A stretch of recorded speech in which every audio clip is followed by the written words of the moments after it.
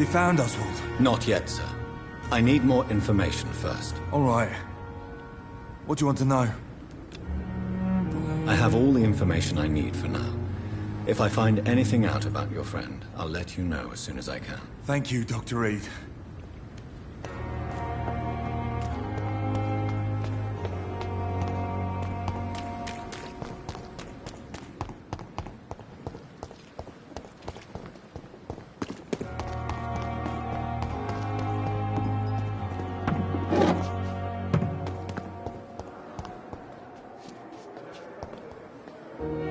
Good evening, Miss Howcroft. How are you tonight? I need blood, Doctor. Warm, rich, vibrant blood. I'll leave you, Mistress of the Dark, to your nocturnal activities.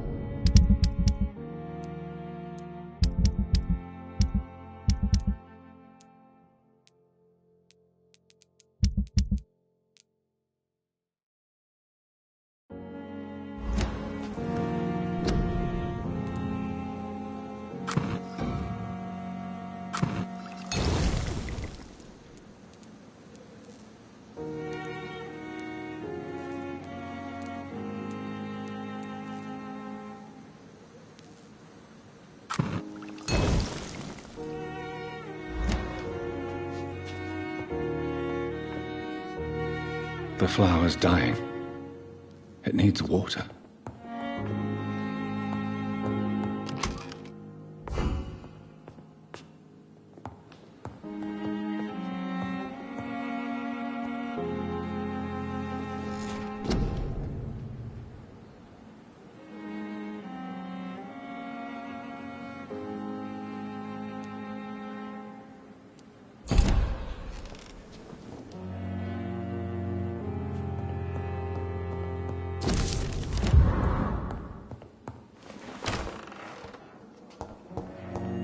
I cannot enter.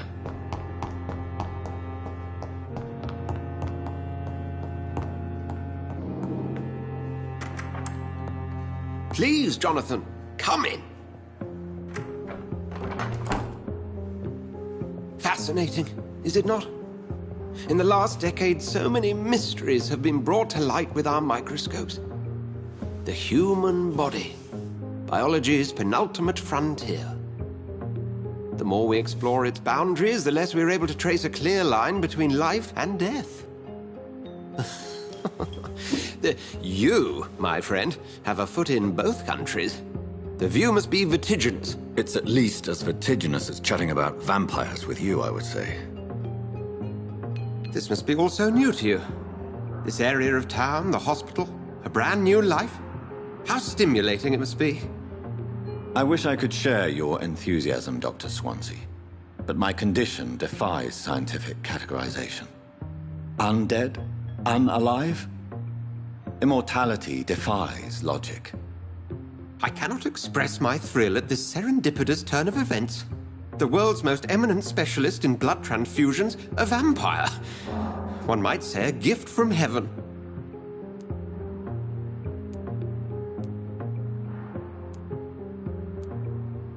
I'm a dead man. I was murdered. Now I'm a murderer. Tell me how this is a gift. Forgive me. I've been an admirer of your work for a long time, and now you are so much more than a brilliant physician. And please, call me Edgar.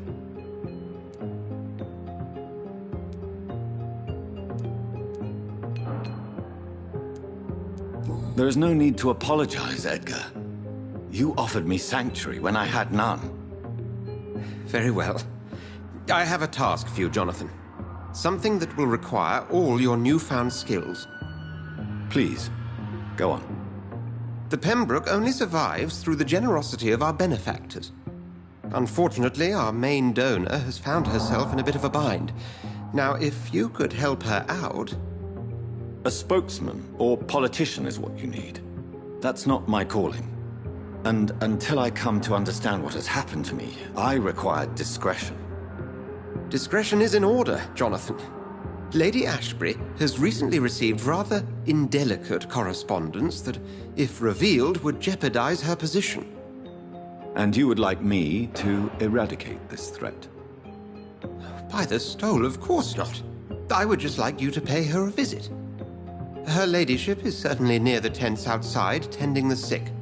You can't miss her. Look for someone impossibly delicate. Accepted. I'll see what kind of trouble Lady Ashbury is in.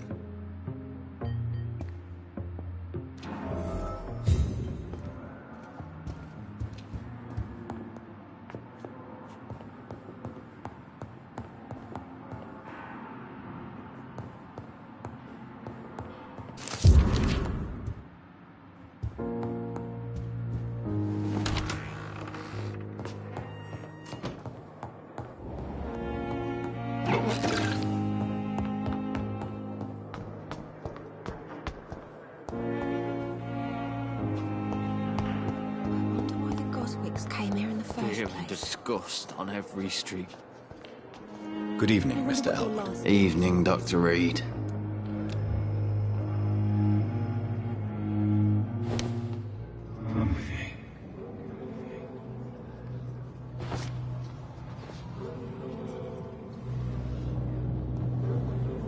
Time has lost its effect on me, but the suffering continues.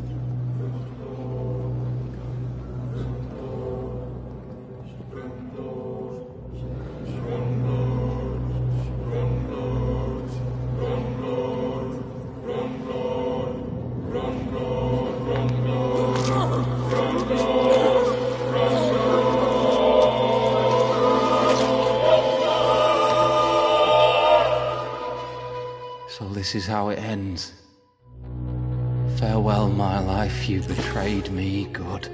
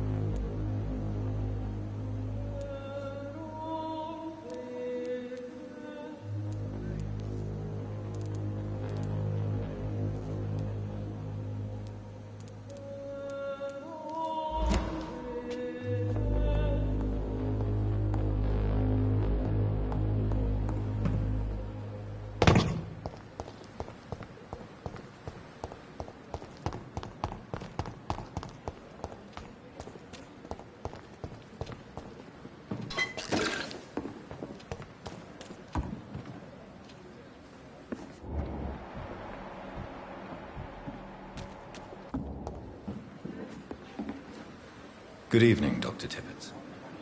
Dr. Reed, any good news to share?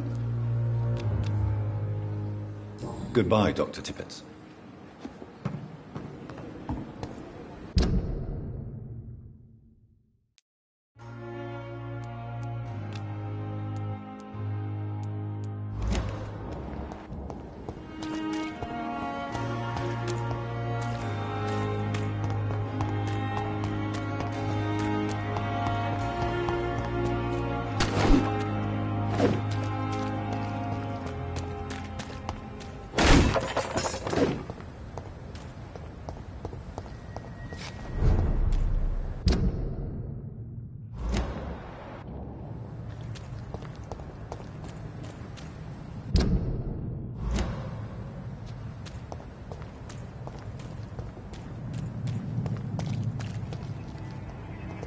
Are you dead? It's one of them!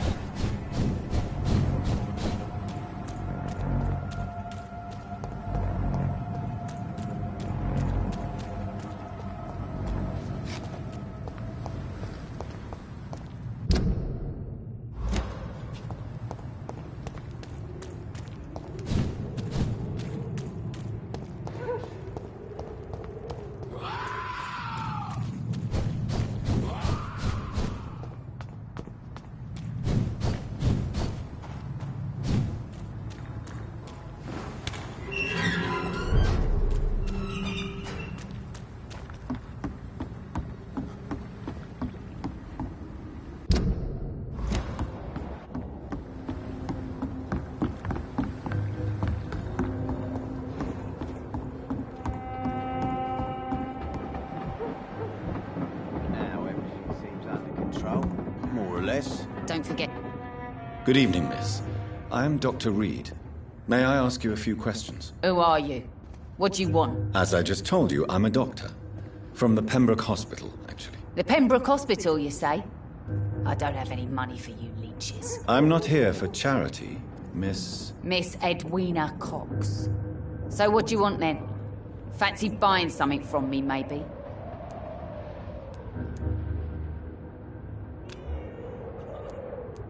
Can I see what you have to sell? As long as you have money, I'll show you all I have.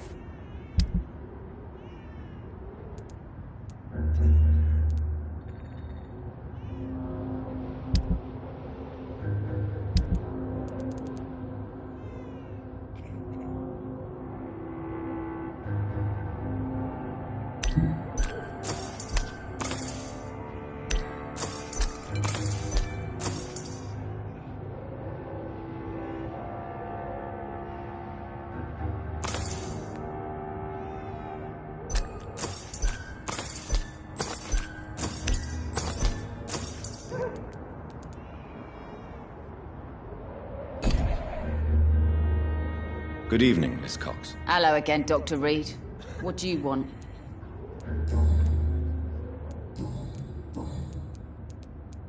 What can you tell me about your work? I'm a businesswoman. I buy and sell things, and I send my wet boot boys after anyone who don't play nice with me. Gang member and shopkeeper.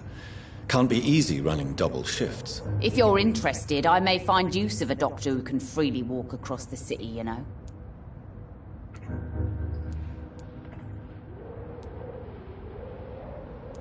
You're quite blunt, aren't you? I like people who know what they want and say what they think. This is a time of great opportunity for those ready to embrace their destiny.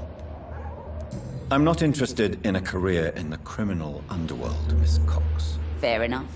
Stay away from us then, if you don't want to get hurt or worse. Since my return from the war, I don't feel that concerned by threats, knives, or even bullets, if you must know. That's exactly what that stupid trade unionist claimed after he attacked one of us. Booth and I reminded him a bullet beats words every time.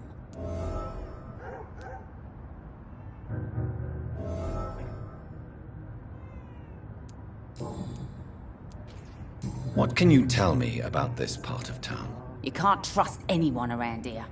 As soon as you lower your guard, you can be sure some arsehole will take advantage of you. Really? Don't you think that's a little bit excessive? Bastards, all of them. This region only responds to violence and threats. You sound like you're thinking of somebody in particular. Take the gravediggers of Southwark.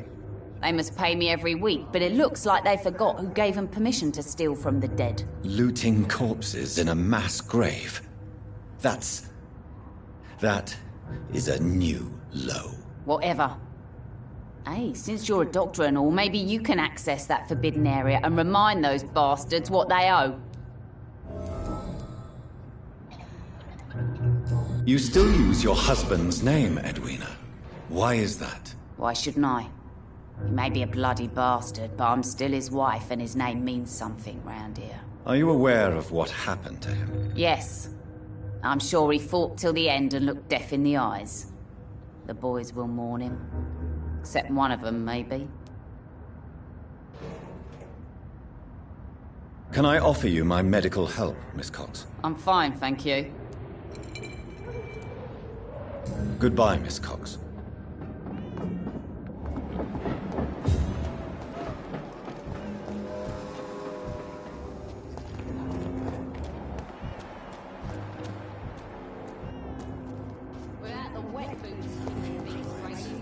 Good evening, Mr. Delaney. What? Oh, you're that doctor.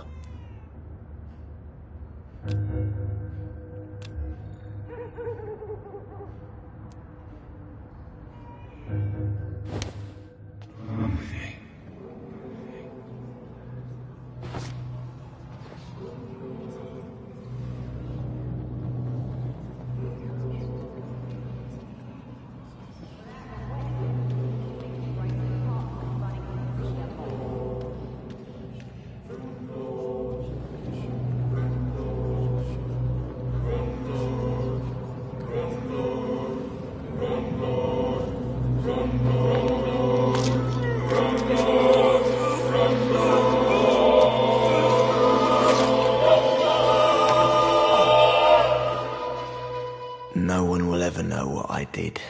I'm gonna die with blood on my hands. No one will remember me.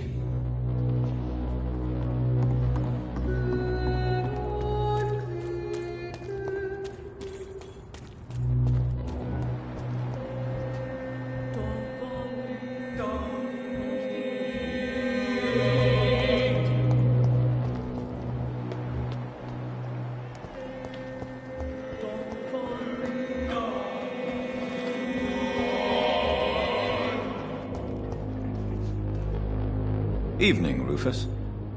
Evening, Mr. Reed. Do you need help? A real doctor caring about me? That's a first. I feel like a real person. A real doctor treats everyone the same, Rufus. I don't know what to say. Thank you, sir. Thank you. So long, Rufus. Be careful. Take care.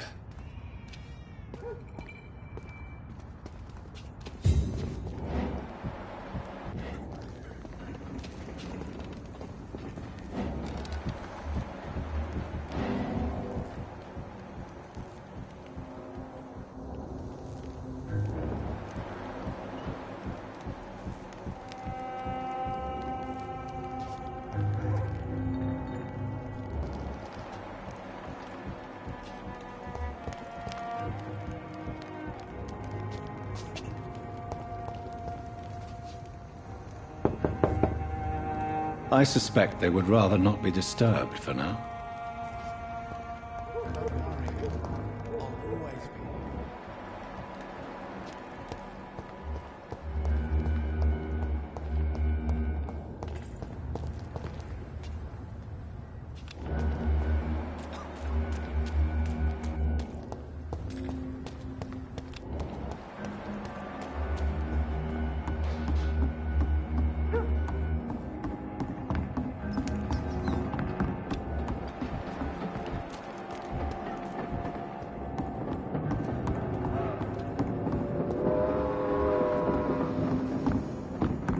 Now everything seems under control. Don't forget to keep an eye out for the guys.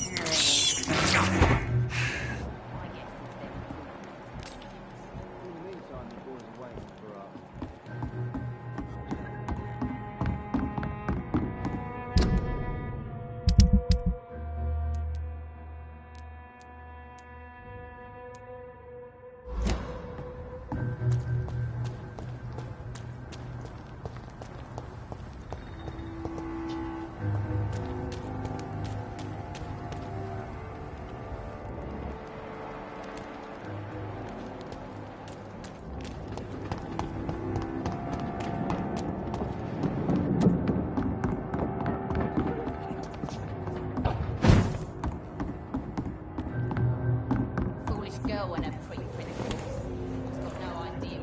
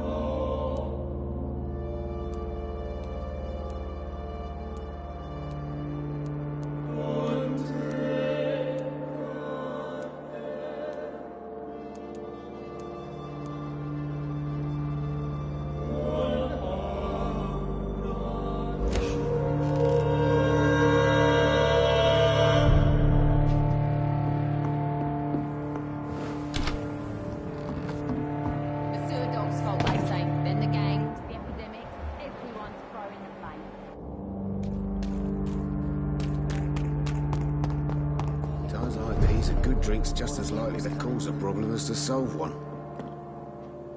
Welcome back, Doctor. What can I do for you? Do you need any help? Can't be good for business to see the bartender cough in your beer. Indeed. It would be a shame to taint the delicate taste. Oh, thank you, Dr. Reed. My customers and I, we all thank you. Goodbye, Mr. Watts. I think I'm losing my mind. I should just run as far away from this place as I can. With the epidemic, no one dares go outside.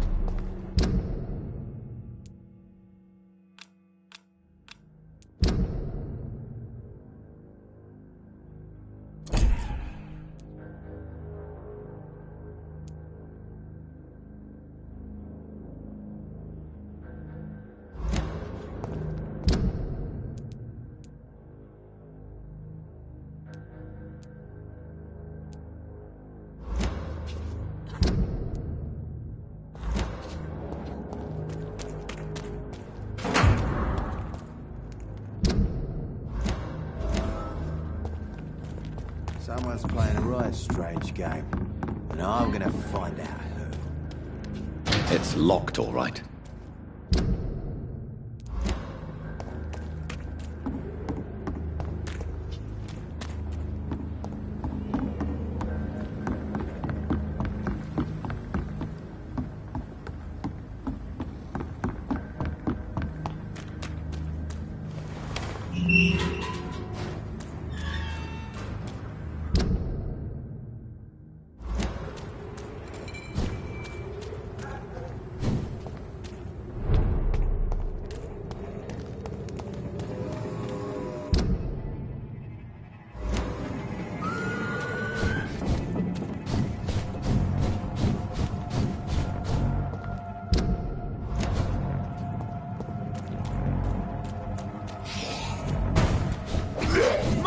I'll take it.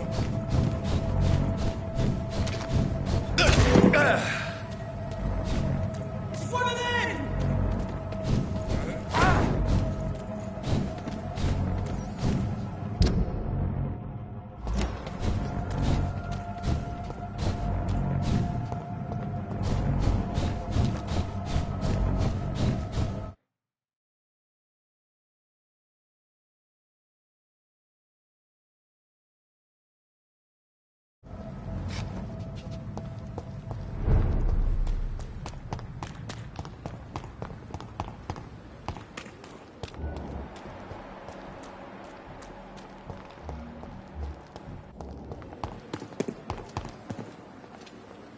Good evening, Milton. Good evening, Doctor. Still trying to save lives?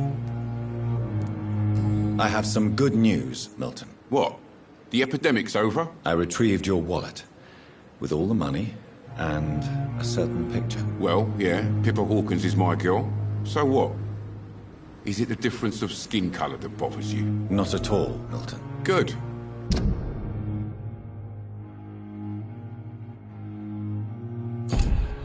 Please, take this money anyway, to remind you to keep your mouth shut. Not everybody is as broad-minded as you, Dr. Reed. I'd like to see your goods. Wise choice, Dr. Reed. A reliable gun is what everybody needs these days.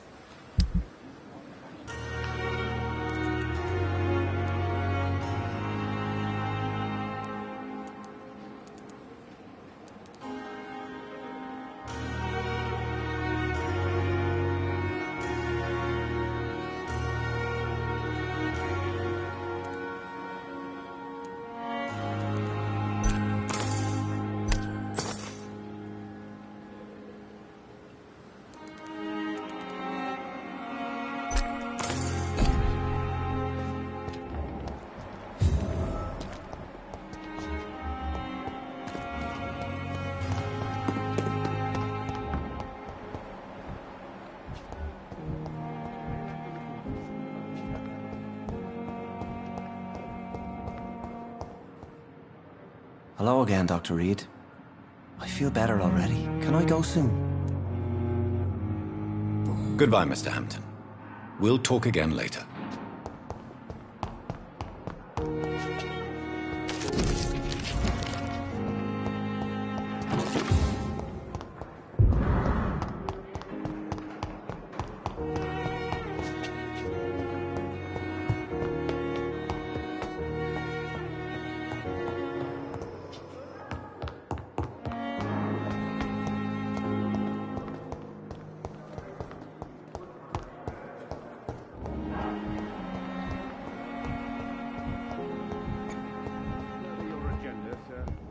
long's it going to take to fix me properly, Mum? A year! You have the right to disapprove of our methods, and... Good evening, Dr. Strickland. And good evening to you, Dr. Reed. Can I be of any help? Goodbye, Dr. Strickland. You always knew the words to calm the children. Good evening, Mr. Fiddick. Good evening, Dr. Reed. Any news about my operation?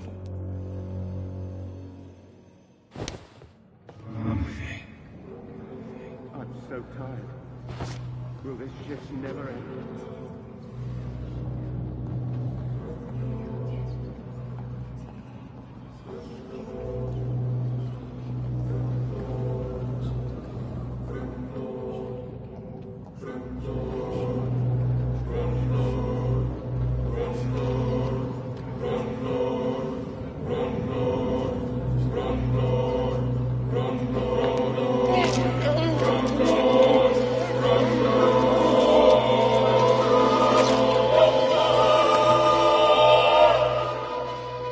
All I wanted was to go back to work, to take care of my children.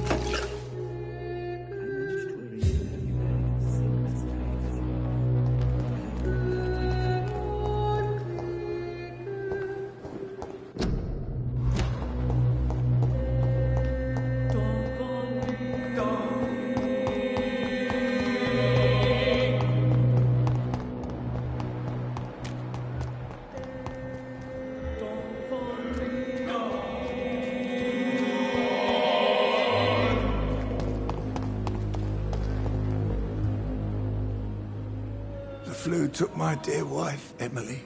I take comfort knowing we'll soon be together again. Mr. Rainfield, that's no way to talk.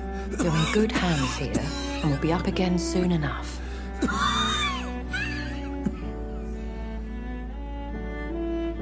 Now do me a kindness and get some sleep.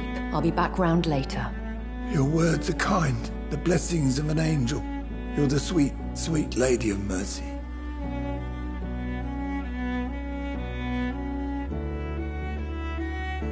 Good evening, Dr. Reed. It's a pleasure to see you again. You seem surprised. Dr. Swansea has brought me up to speed concerning your recent appointment to Pembroke Hospital. You're a the lady who saved me that night, before vanishing into thin air. I remember you from the pub with Dr. Swansea. Indeed. Allow me to introduce myself formally this time. My name is Lady Ashbury. I remember you well, in spite of the brevity of our encounter.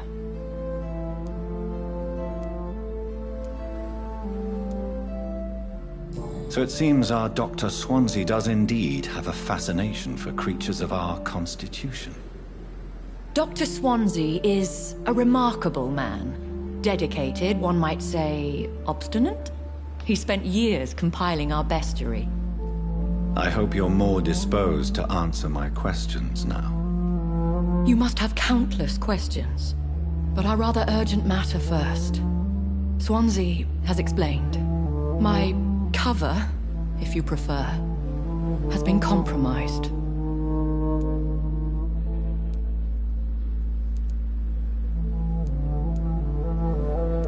Dr. Swansea has commissioned me to be your agent in this matter. You could start by explaining what's amiss.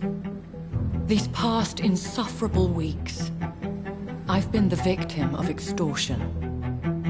I've made a first payment, but the blackmailer grows greedy. I must refuse his most recent demands. What are your expectations? Please be precise. As the newly appointed surgeon of this hospital, you are in an excellent position to ask innocent questions and deftly learn the identity of my blackmailer. If we're dealing with an ordinary criminal, surely you've the means to deal with it yourself, if I may. As immortal tradition doth dictate, all fangs and hypnotic eyes ablaze, the blood would run like a river. That's what I hope to avoid. Violence has a tendency to spiral out of control.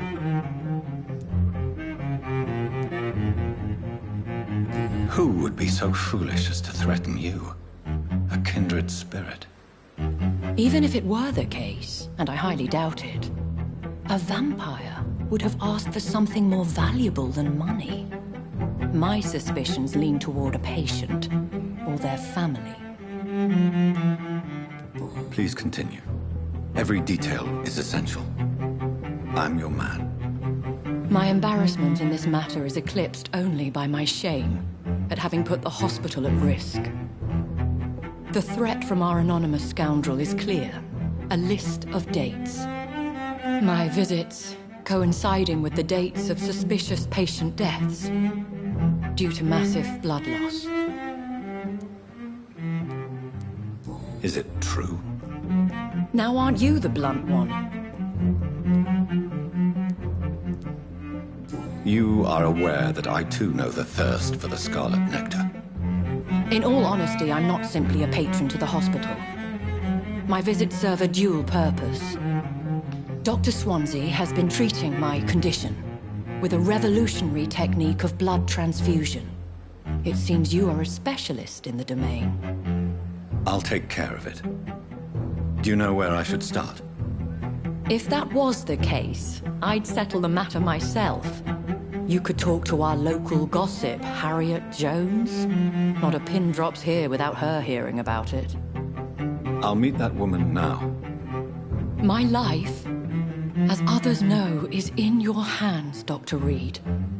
I'm sure of your discretion, but I do fear your powers of persuasion will be put to the test.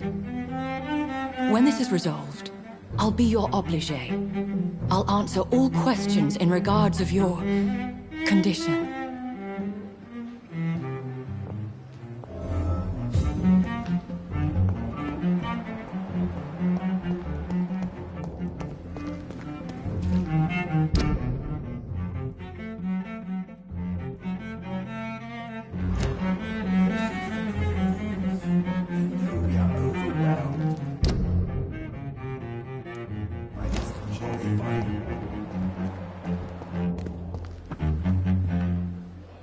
Good evening, Milton. Good evening, Doctor. Still trying to save lives? What's going on between you and Nurse Hawkins? Pippa's tired. Tired of all this shit. Tired of all those corpses piling up. She's as depressed as I am.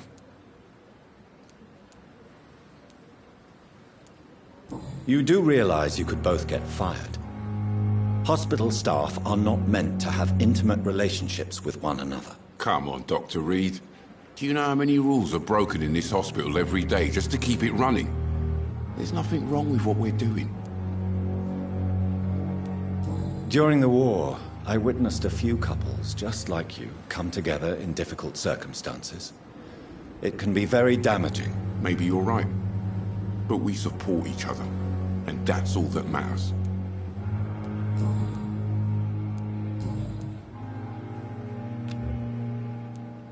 Goodbye, Milton.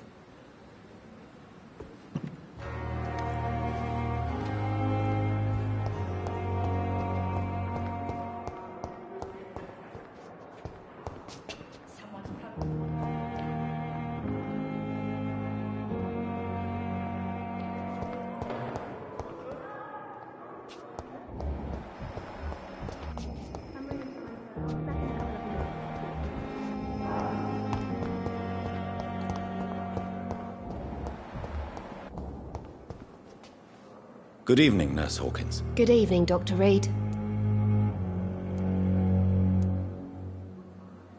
Have you heard of any underhand dealings within the hospital? I don't have time for such nonsense, Doctor. I've work to do.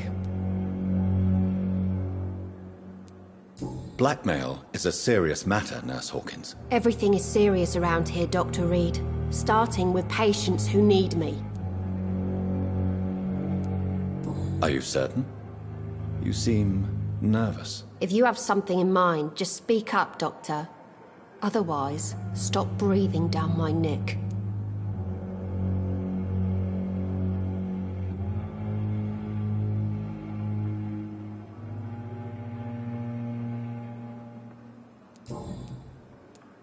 Have you heard of any underhand dealings within the hospital? I don't have time for such nonsense, Doctor. I've work to do.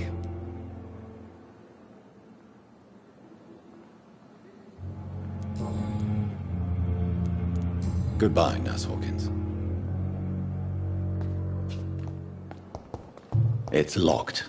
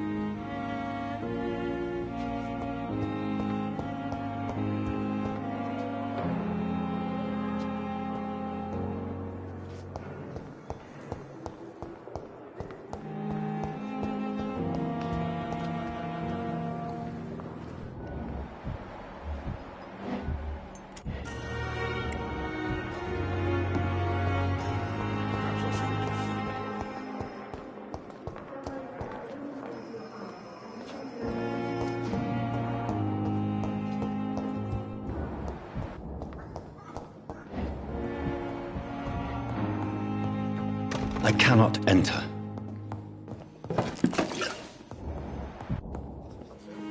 Dr. Reed, may I help you?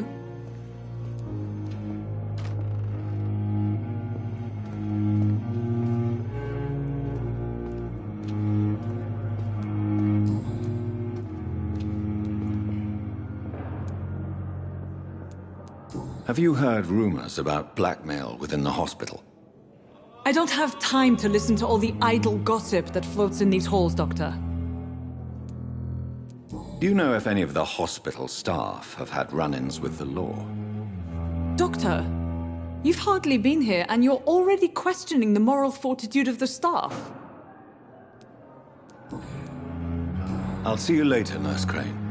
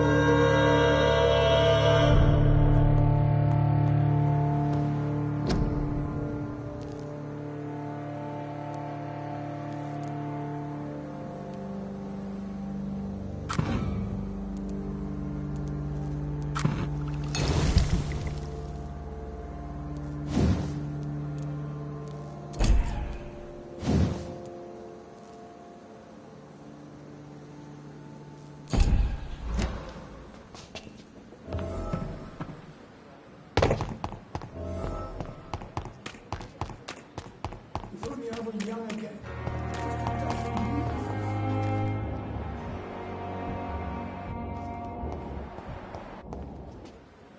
Good evening, Milton. Good evening, Doctor. Still trying to save lives?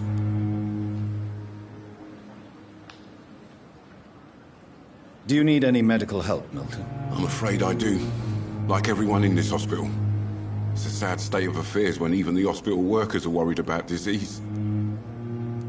Our job brings us into contact with all kinds of infections, Milton.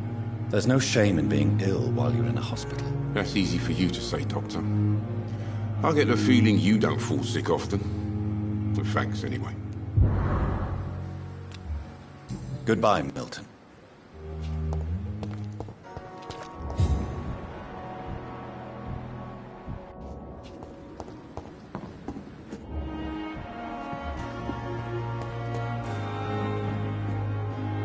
Good evening, Nurse Brannigan. Good evening, Doctor.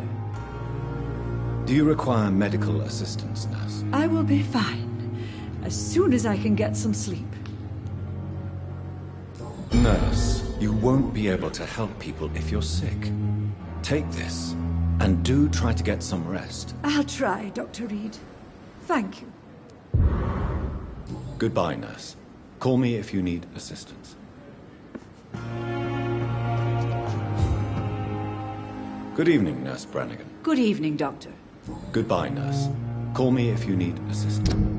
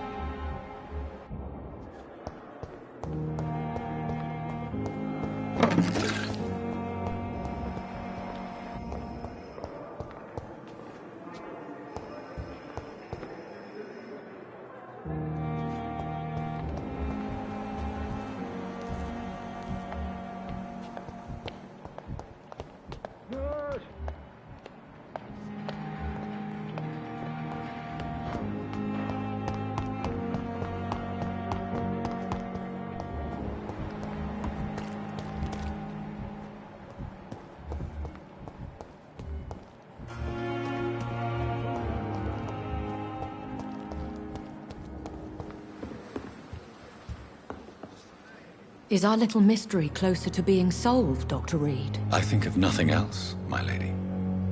My situation is delicate, and it occupies all my thoughts. The blackmail must stop. I need assurance.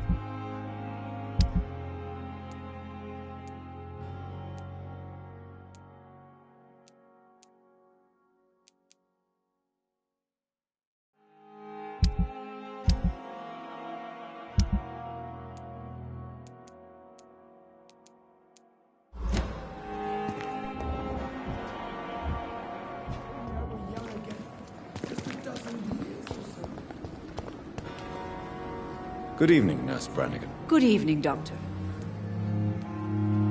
Goodbye, Nurse. Call me if you need assistance.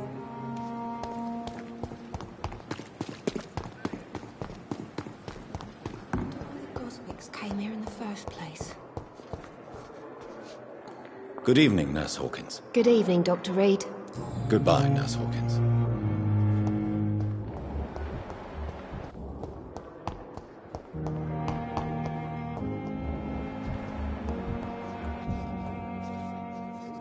Dr. Reed, may I help you? I'll see you later, Nurse Crane. Good evening, Dr. Ackroyd. You're the last person that I want to see right now, Dr. Reed. I see that you are as friendly as ever. Are you really going to ask me why? That would just be more evidence of your selfishness. Have you heard about any blackmail going on in this hospital? Blackmail? Nonsense.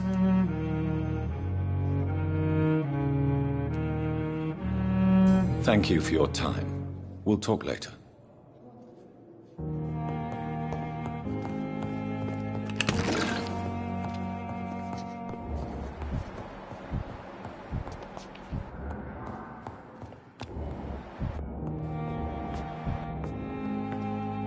Good evening.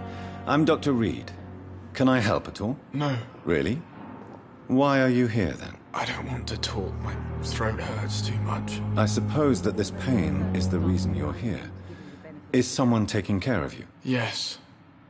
And no. Could you at least tell me your name, sir? Mortimer. Mortimer Goswick. How painful is your throat, Mr. Goswick? So painful I'd rather not talk at all, Doctor. I'm sure you realize a doctor and his patient have to communicate, sir. Would it help if I gave you some paper and a pen? Not really. I see. Then maybe it's not just your throat that hurts, Mr. Goswick. Perhaps your sore throat is just the consequence of something more hurtful. Yes, maybe. But I don't want to talk or even write about it now. Have you heard rumors about blackmail in this hospital? No. Tell me about yourself, Mr. Goswick. I don't want to talk, Doctor. I have to go now, sir. But don't hesitate to contact me if you need any help.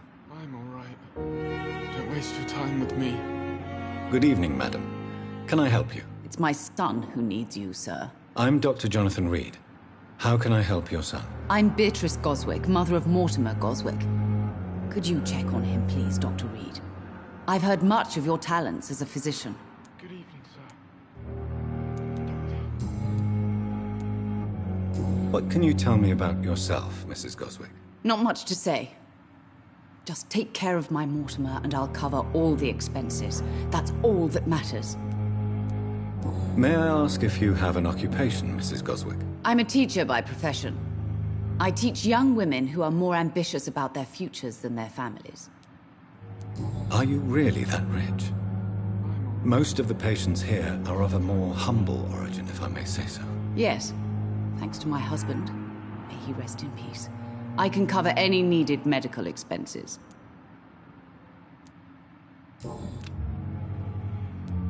What do you think of your reception here?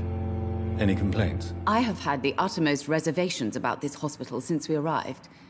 But we had no other choice, considering the state of emergency. Is there something in particular that's bothering you?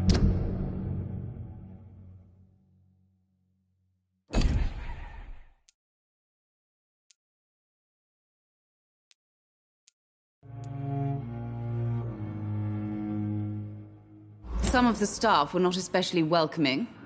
I suspect they're not accustomed to dealing with patients of such social standing. Tell me more about your arrival at the Pembroke Hospital. What gave you such a bad first impression? The ambulance driver was quite rude, for a start. And that nurse, Miss Hawkins, seems to have quite a dubious attitude. What do you mean? She managed to secure a bed for my son despite the epidemic. It was a relief, but it wasn't cheap.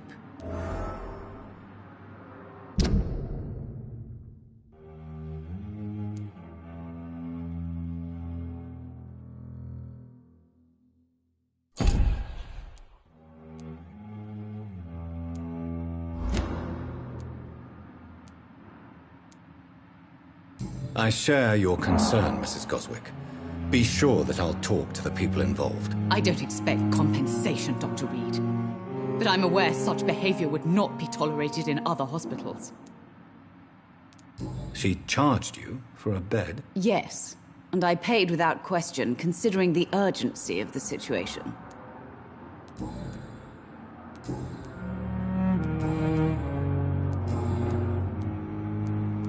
Have you heard rumors of blackmail going on in this hospital? Dr. Reed, are you trying to take advantage of me? Of course not, Mrs. Goswick.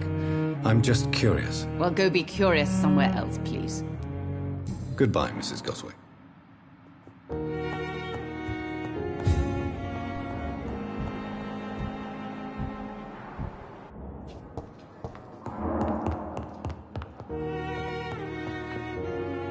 Good evening, Doctor. How is my son doing? Do you require medical attention as well, Mrs. Goswick? Do you know you're the only one who's asked me this? No. I don't feel well, actually. I will see you later. Goodbye, Mrs. Goswick.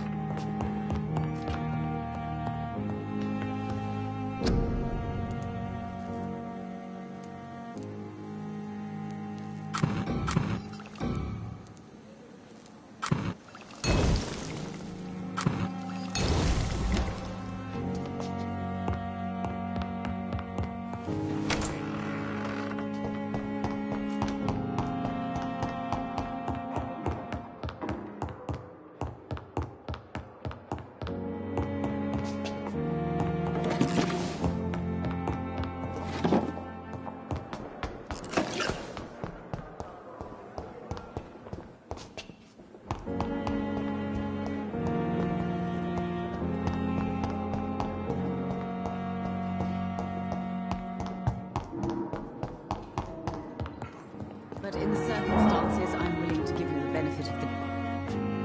Good evening, Doctor. How is my son doing?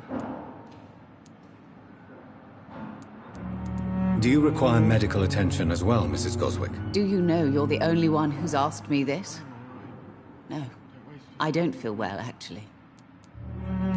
Despite what you think about this place, I can tell you with absolute certainty, taking this will help you recover. Well, at least your reputation seems well-deserved.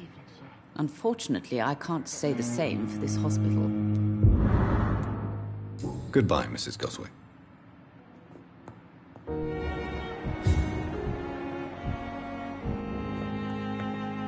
Good evening, Mr. Goswick. How are you? I'm okay.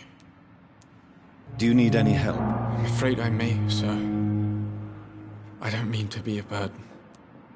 You are not a burden, sir. Healing you is my responsibility. And you have my gratitude for that. I have to go now, sir. But don't hesitate to contact me if you need any help. I'm alright. Don't waste your time with me.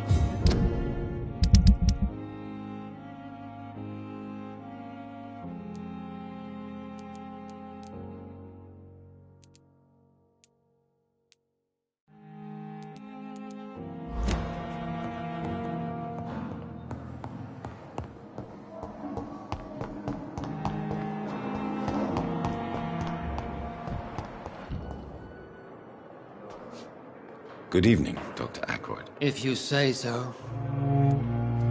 Thank you for your time. We'll talk later.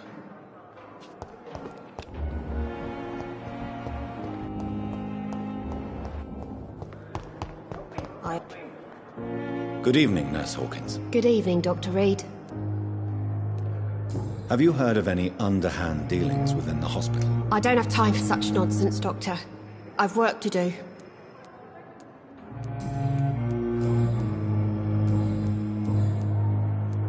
Pepper, I know you're very close to Milton Hooks. Yes? Milton Hooks is my man. If you want to report me for that, just feel free, Doctor. I have no intention of reporting you, Nurse Hawkins. But are you aware of the risks? The rules say I won't be allowed to work as a nurse anymore. But here at the Pembroke, we break rules all the time. Is he worth the risk? Hey, I'm no perfect woman, and Milton is not the finest bloke. But we do our best to get by. That's all any of us can hope for nowadays.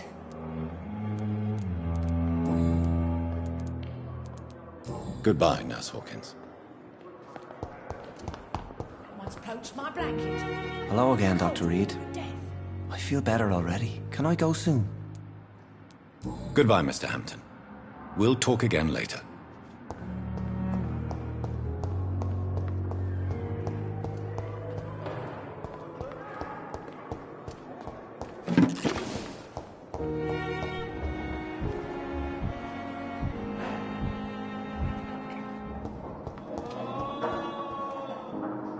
Good evening, Dr. Strickland. Have you seen any suspicious activity in the vicinity, Dr. Reed? No more than usual. This is no laughing matter, Dr. Reed. A patient of mine has been murdered. Mr. Fiddick is dead. I should have been more cautious.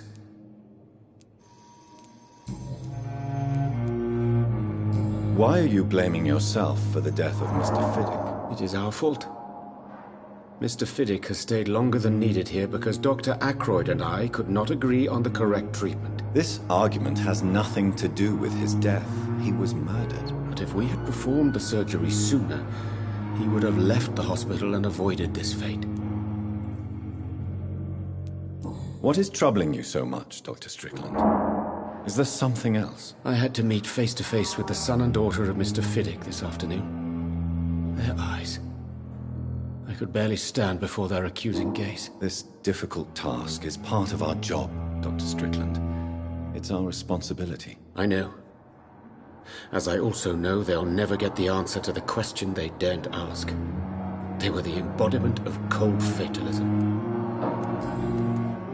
Have you heard any talk of blackmail going on in the hospital? If you're running some official inquiry, you had better question the patients. They know more than the staff, especially old Miss Jones.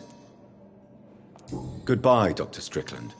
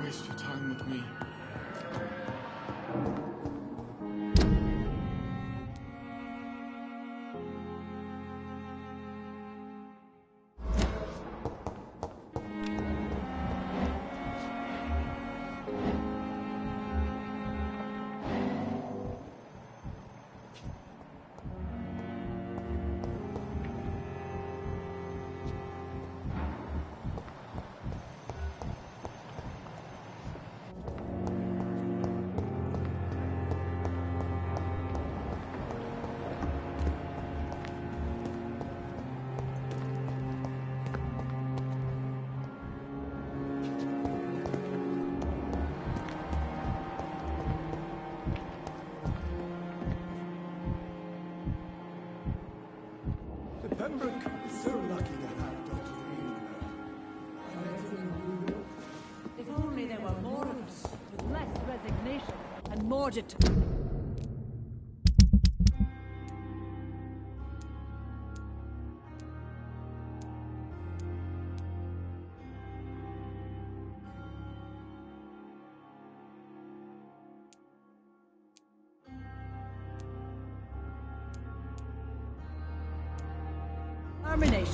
I know I can count on you. I wish I could say the same for the others.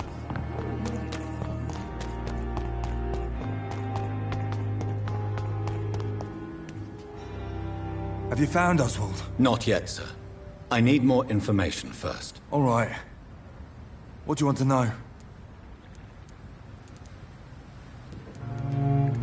I have all the information I need for now. If I find anything out about your friend, I'll let you know as soon as I can. Thank you, Dr. Reed.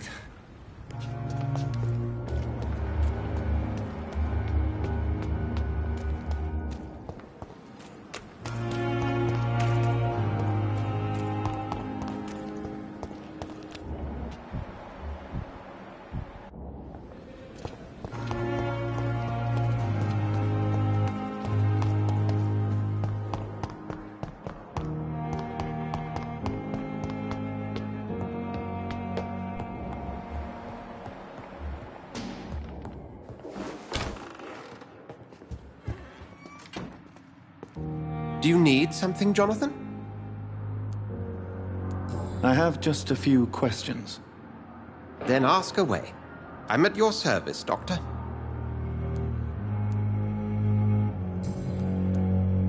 I have met Lady Ashbury.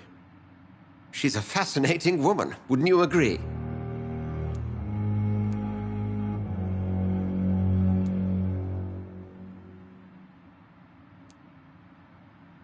She told me you've been doing all in your power to cure her addiction for blood.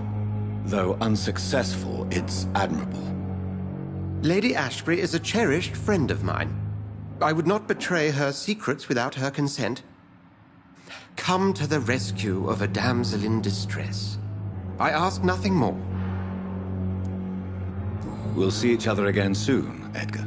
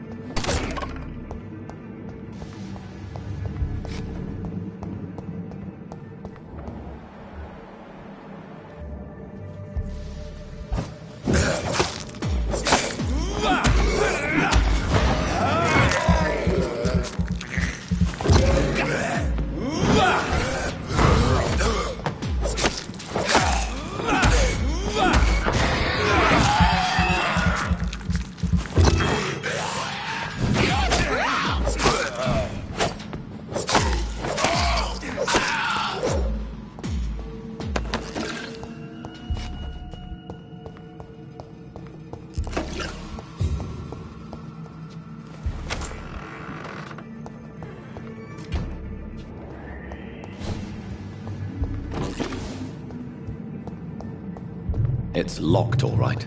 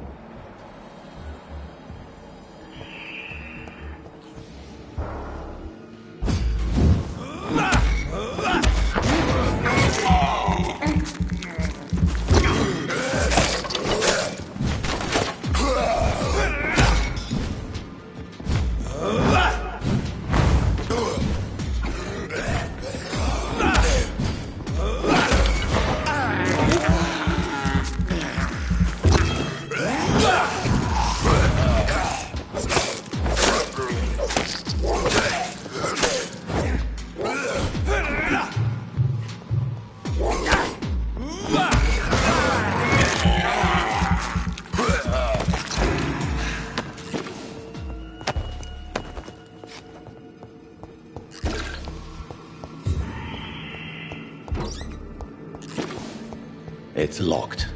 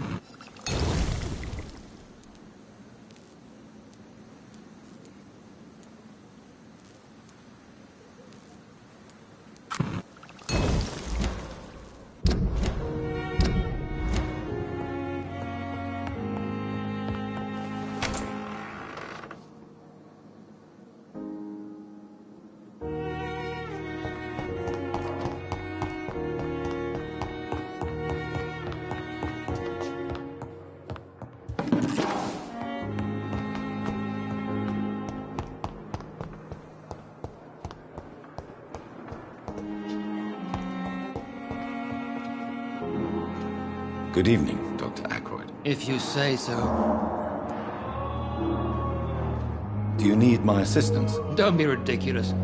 I'm capable of dealing with this myself. I've just not taken the time to do so.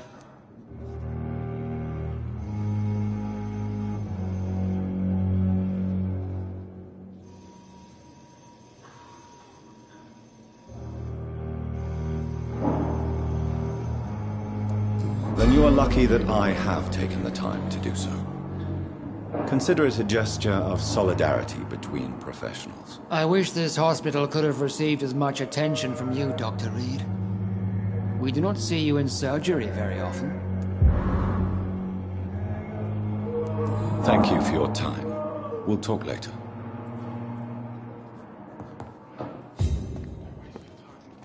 Dr. Reed, may I help you?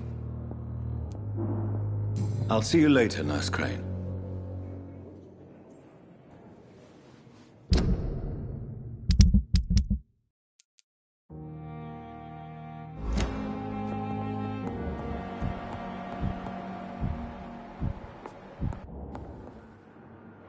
Good evening, Dr. Reed.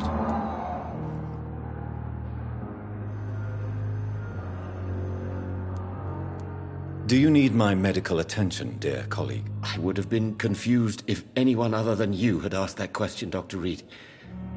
But your help is welcomed. There is no shame in helping each other. We're colleagues, after all. Many doctors I have known are too cynical to think that way. Goodbye, Dr. Strickland.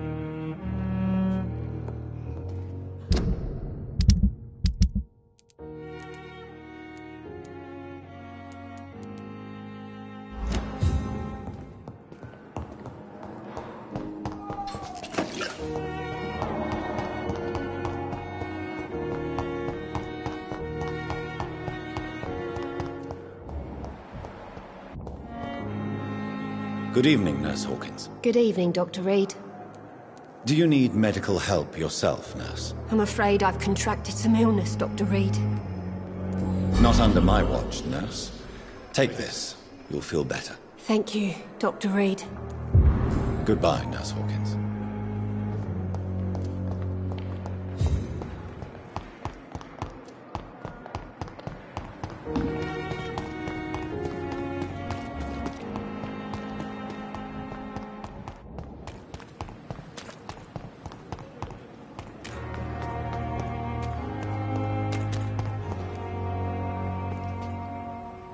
Have you found Oswald? Not yet, sir.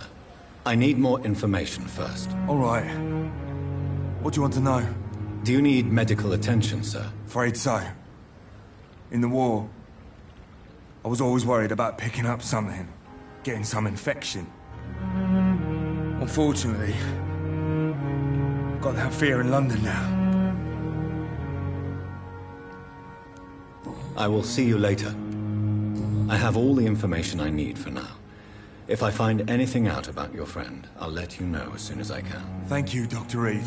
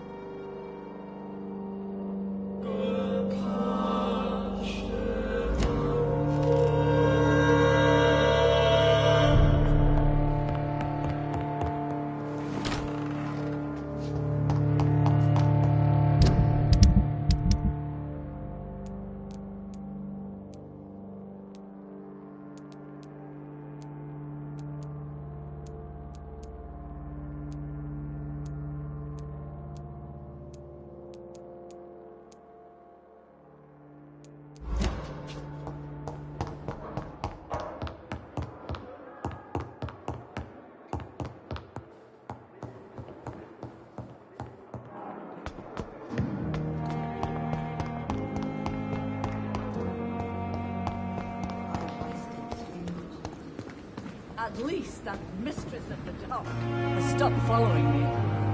Good evening, Nurse Brannigan. Good evening, Doctor. Have you heard rumors of anything underhand going on here at the hospital? No, Doctor. Never. Goodbye, Nurse. Call me if you need assistance. Another night with the glorious battalion of Pembroke.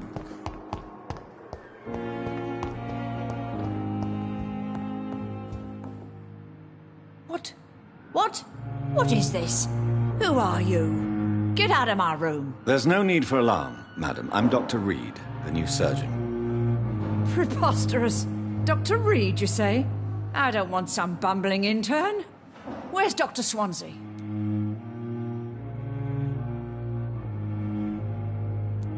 Please, calm down, madam. I assure you that I am highly qualified.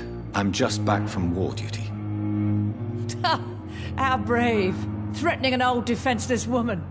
You know how long I've been a patient here? You've picked the wrong fight. I'm Harriet Jones. Harriet Jones? Indeed. I've been meaning to have a chat with you. You know what goes on here better than any other patient, I gather. Oh, better than any patient, nurse or doctor. I've seen so many vile undertakings. I heard there have been some despicable goings-on. Was there a case of blackmail? Blackmail? Wait. You're investigating something. This isn't a social call. One of those incompetent cunts slit a poor sod's vein.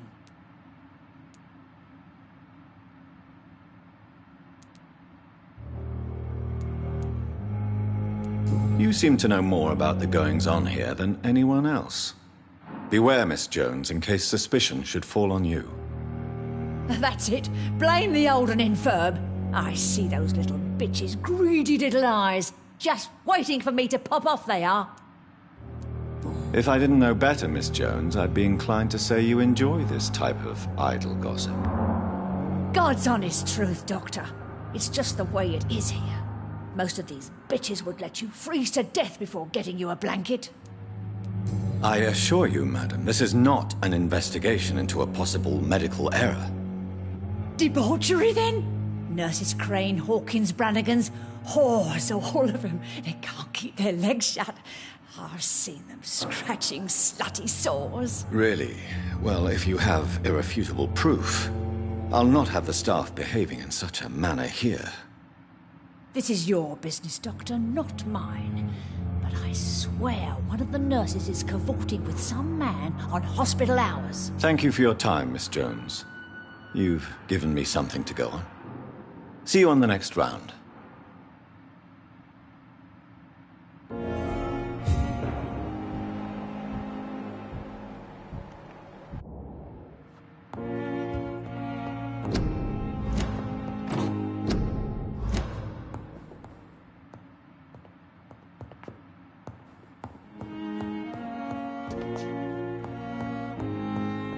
The patients and staff might know something. I'll start my investigation with them. Good evening, Nurse Hawkins. Good evening, Dr. Reed. What can you tell me about the strange man visiting one of the nurses during her shift? Let me guess. You spoke with that old shrew, Harriet Jones. Do not pay attention to her, Doctor. She's full of fanciful tales. No matter how you feel about her, Miss Jones deserves our help. Who says I don't care for her? Hate is what keeps that old crone alive. She could have been telling the truth about the mysterious man. That old witch will end up in hell soon enough. Who cares if a nurse finds some happiness where she can?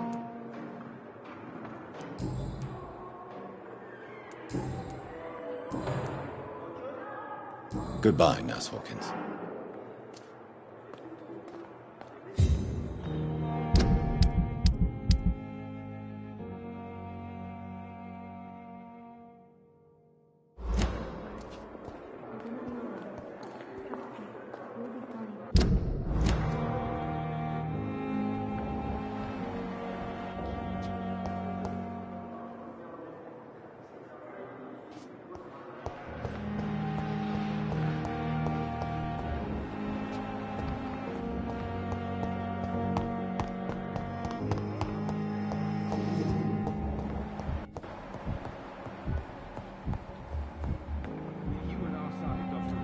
I know that Pembroke will prevail and survive this epidemic.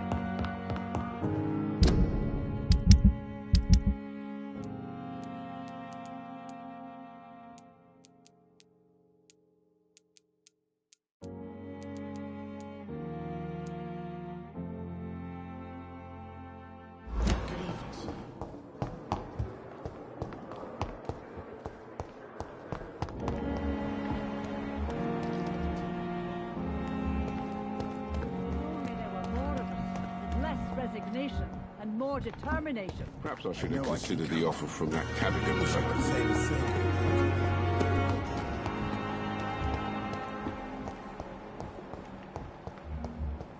A giant morgue disguised as a hospital. That's Pembroke nowadays.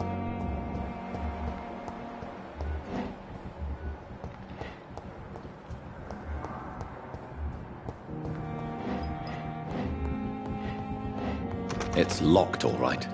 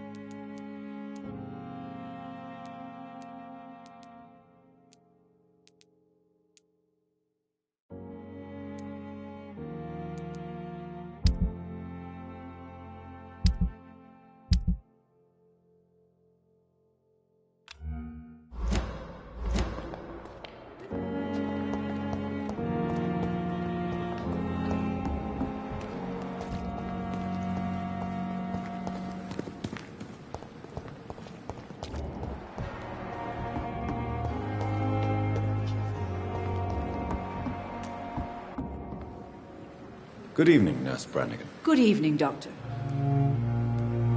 Have you seen a strange man visiting any of the nurses here? I've never heard of such a thing, Doctor. Goodbye, nurse. Call me if you need assistance.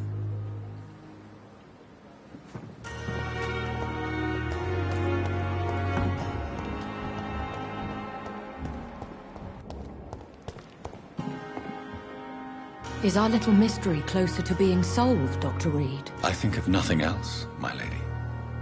My situation is delicate, and it occupies all my thoughts. The blackmail must stop. I need assurance.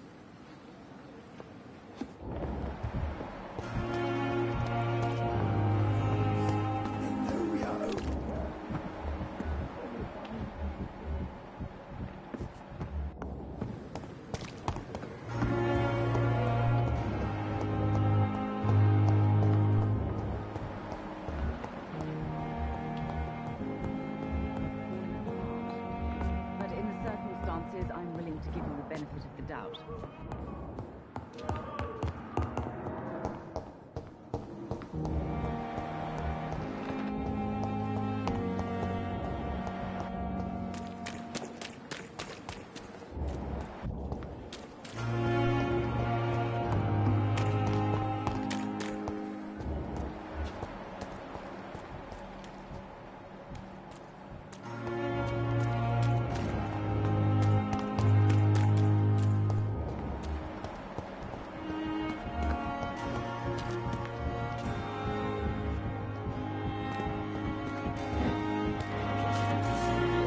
Good evening, Dr. Timmins. Dr. Reed, any good news to share?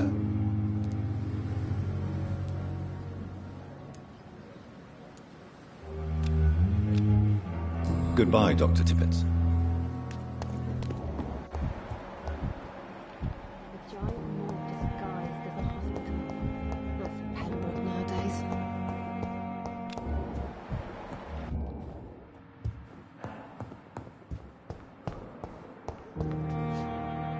Good evening, Nurse Hawkins. Good evening, Dr. Reed. Goodbye, Nurse Hawkins.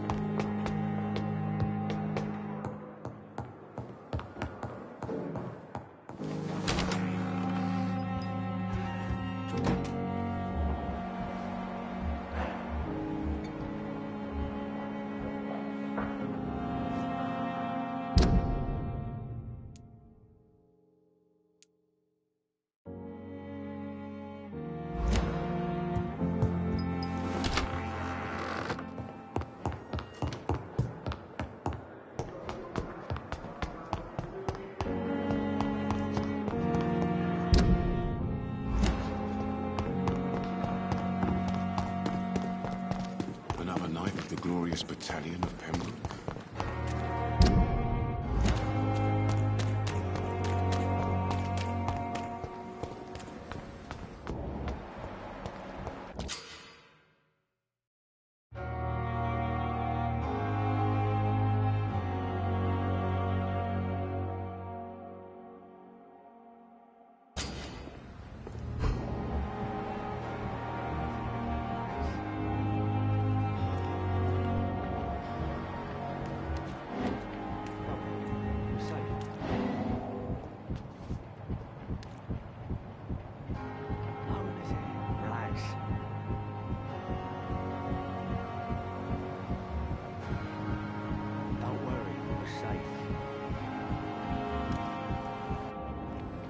You're sure you don't come back with me?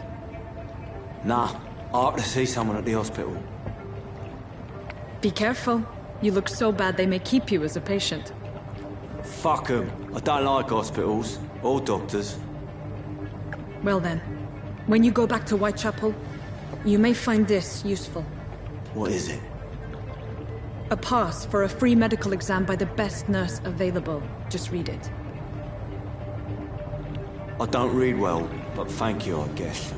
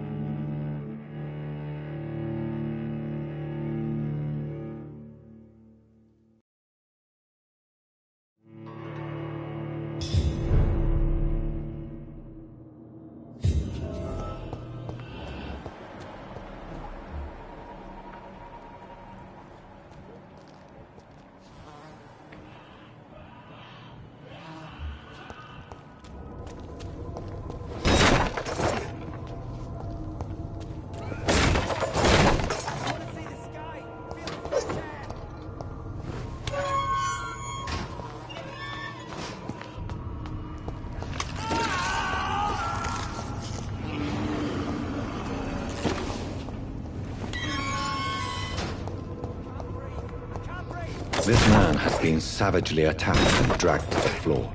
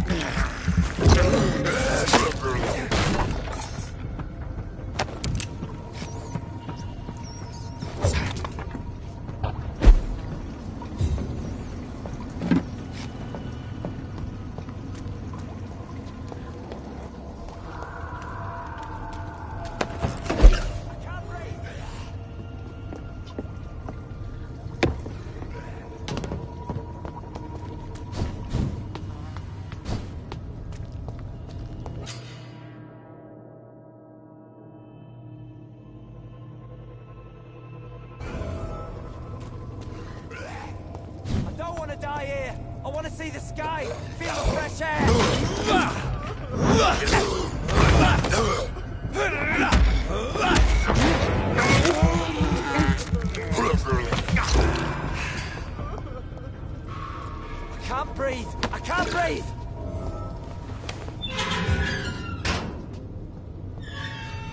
Are you injured, sir? Help me get out of here. I need to get out. I'm Dr. Reed, and I'd be glad to help you, but you must calm down first. Please, take a deep breath and tell me your name. Okay. I'm Oswald Thatcher. Please, I need to get out. Mr. Thatcher, your friend Newton sent me to help you. Do you remember him? Yes, I do. Good.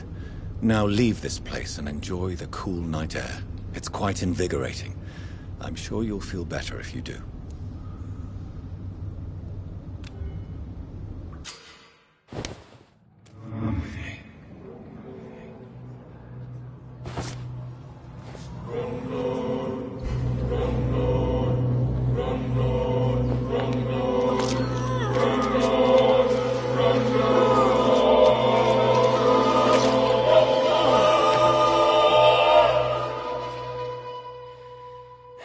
Newton, don't be sorry.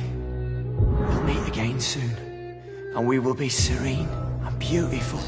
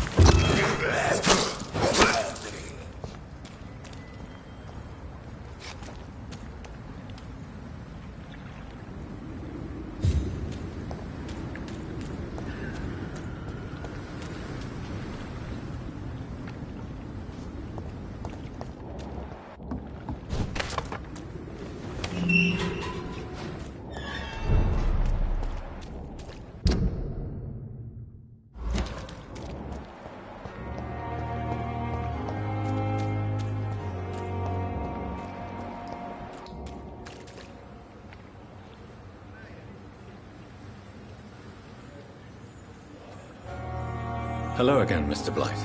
I'm happy to see Mr. Thatcher is safe, for now. I'm eternally grateful, Doctor. We were total strangers and you helped us anyway. Can't thank you enough, sir.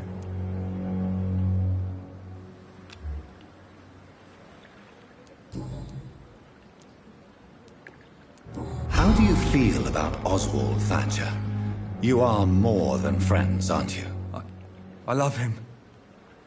I love Oswald. Of the war without each other. But I am terrified, Doctor. What frightens you so much? What if people find out? Oswald says I'm ashamed, but it ain't that. It's more, well, you know, I never thought I'd love a man.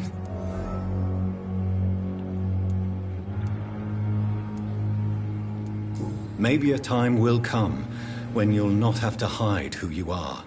But for now, I can only advise caution. I know, Dr. Reed. Oswald wouldn't survive behind bars. He wouldn't live long if we were separated. What caused your phobia of rats, Newton? It happened last year following an artillery attack. I was trapped for 2 days in a hole under 2 dead soldiers. And there were rats. Go on. They started eating me as soon as I dozed. Gnawing at my ears, my fingers, lips. I couldn't move. Couldn't call for help. I see. No, you don't. You have no idea what it is to wake up buried under bodies. Fucking vermin eating your flesh. Oswald. He found me and saved me. You and Oswald were buried alive during the war. Tell me about it. Yeah. It was last summer.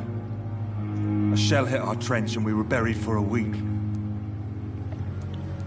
How did you survive for a week? Luckily for us, there were rations and water in the tunnel. It was an outpost, see. Since then, Oswald's not keen on being inside for too long. Oswald seemed far more traumatized than you by the event. It wasn't the first time it happened to me. And surviving it again gave me strength. You believe that?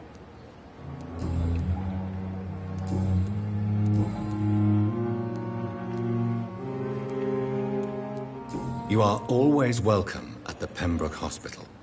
As a former officer, I'll be honored to welcome a fellow veteran. I'm not giving up on bringing Oswald back to the hospital. I just need to convince him that he needs some help. Perhaps he needs to reach that decision by himself. Could you speak to him? He doesn't usually listen to doctors, but perhaps because you've been through it, you can talk him round. Why do you stay here now that Mr. Thatcher's back? It's complicated. Since the war, Oswald's been really nervous with the idea of entering any hospital. And me, I've got my own issues. Can you speak about them? Rats, sir. Even seeing one, they turn me. Just want to run. It's that fear that stopped me from going after Oswald when he left.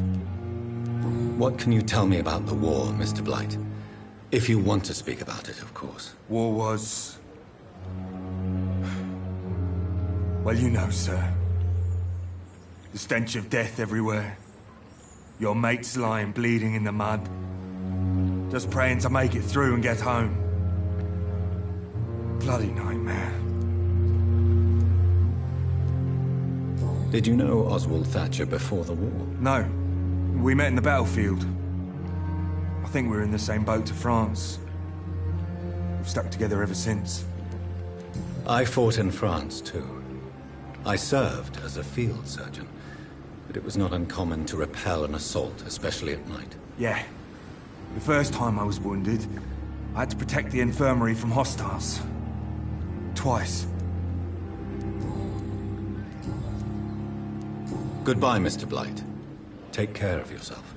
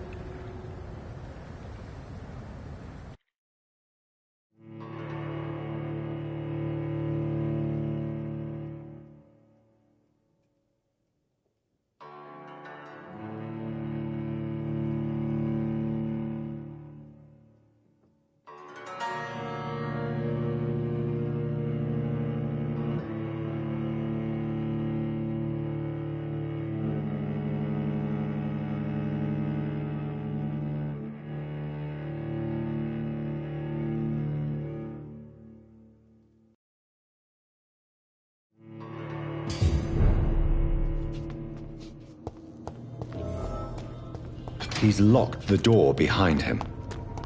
I need to find another way to follow him.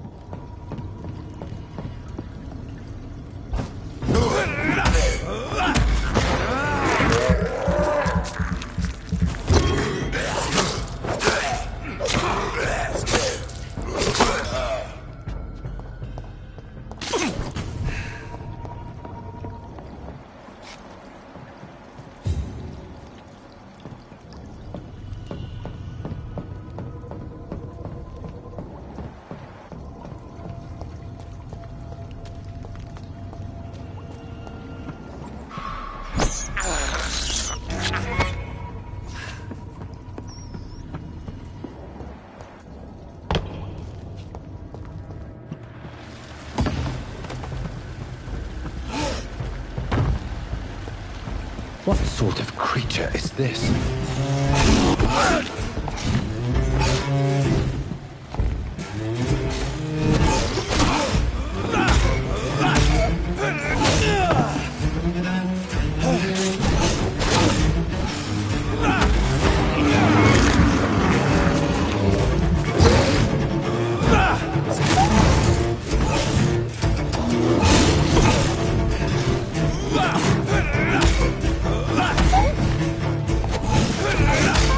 Ah!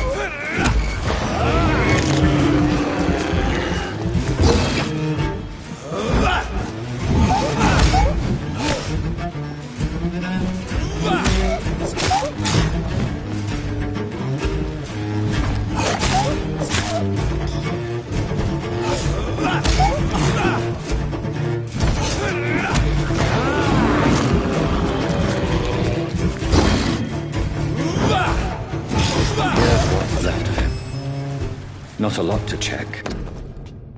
Some voucher for a free checkup in Whitechapel. What is Nurse Crane up to? I really must find her.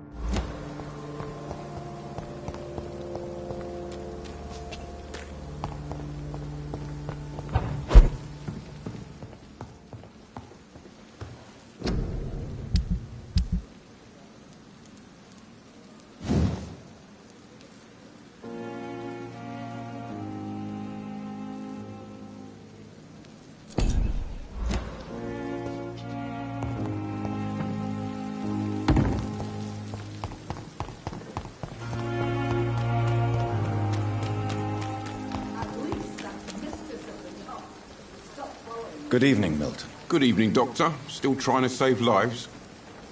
I'd like to see your goods. Wise choice, Dr. Reed. A reliable gun is what everybody needs these days.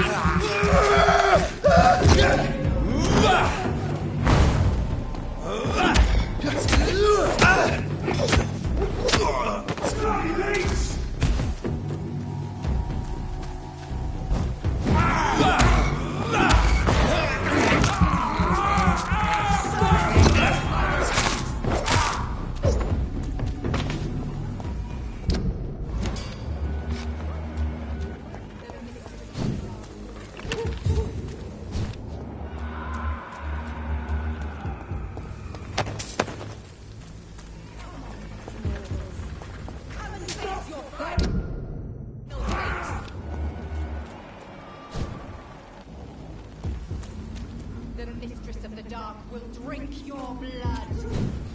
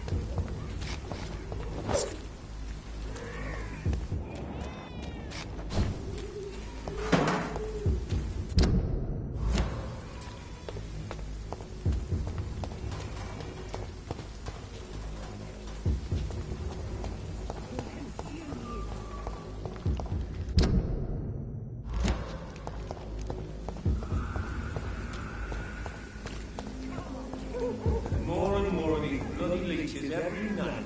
Aye. The gods recruit more and more every year.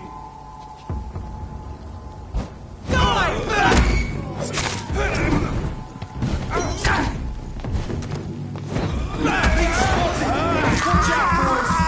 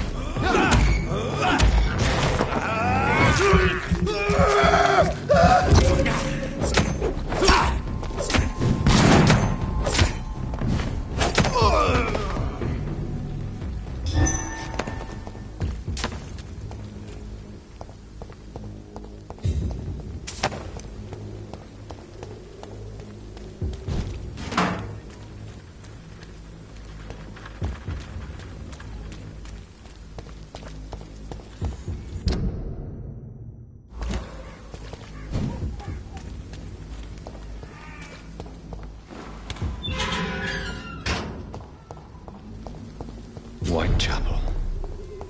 This neighborhood is linked somehow to the kind Lady Ashbury's blackmail. First, let's find this Petrescu fellow.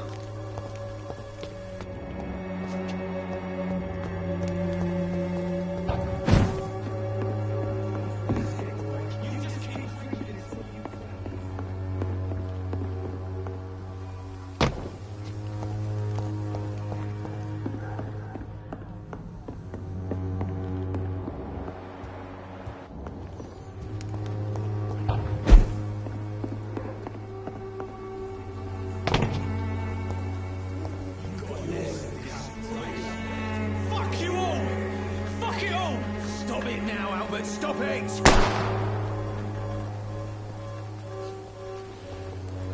Me, I'll not die in some stinking alley reeking worse than a week-old lavvy.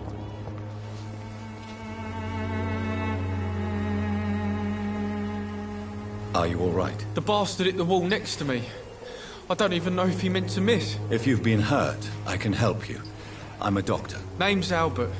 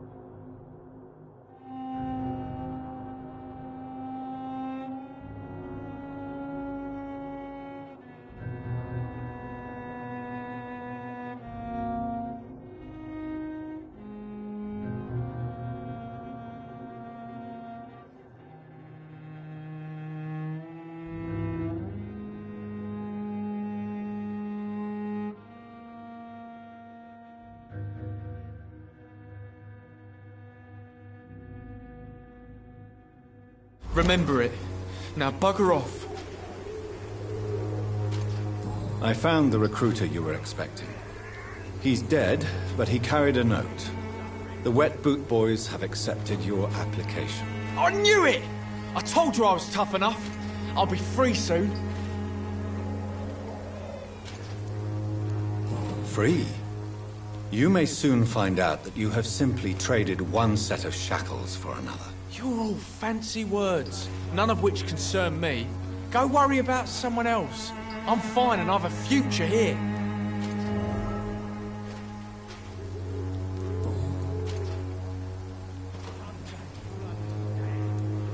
What happened? Did you really steal that man's medication? Hey, I didn't do anything, it ain't me. All right. Perhaps the poor drunk just confused you with someone else. Sod off, mister. You ain't got no clue what's going on here. Bastard was a soldier in the war, so now he's got the right to shoot me. It's true. I'm not familiar with this part of town. Perhaps you could help me. I said sod off. Go find yourself another guide. Do you need assistance? Please. Feeling tired these days. There you go. Let's hope nobody steals it from you. Very funny.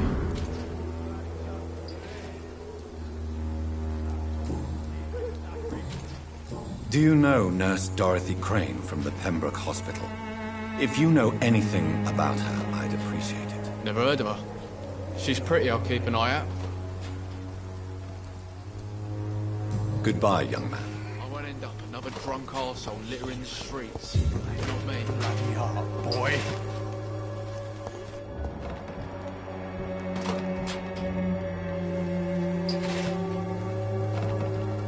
bet all a Boots bloody would be proud of me. What? Shooting a boy in the middle of the street. Not the best thing to do, wouldn't you say? What? You saw what happened? Who are you? I'm Dr. Reed, and I'd like to ask you a few questions, if you promise me to set your gun aside. No. Look, I'm not a violent man. I'm Benjamin Palmer, doctor. And no one can help me. Not even you.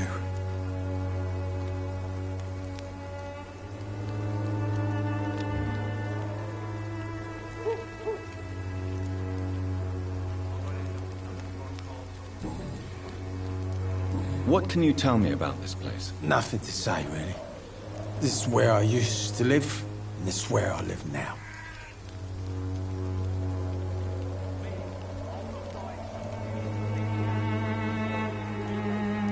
You don't have anywhere to go? No family that would welcome you? Not since the death of my wife, Albert's mother. She was sick, you see. Long before the flu and all this shit. You mean you used to have a better life? Yeah, I had a wife, a home, and a job. I even used to have a name. Now I'm just Ben. Ben the Tramp. Perhaps you could focus for a moment and tell me your troubles. I'm sick, broke, and my son just stole my pills. Everything's coming up roses. You don't seem well, Benjamin. Do you need any help? I always feel ill, sir. It's like I'm never right.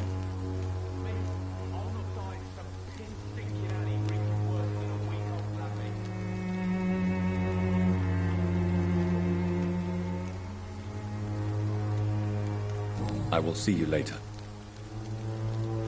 A gun, alcohol, and a bad temper make a terrible cocktail, sir. Goodbye for now.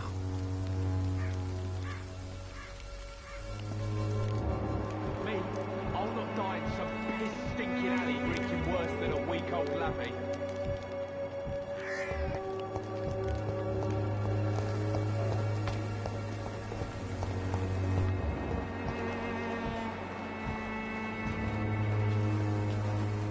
Good evening, miss. Good evening, sir.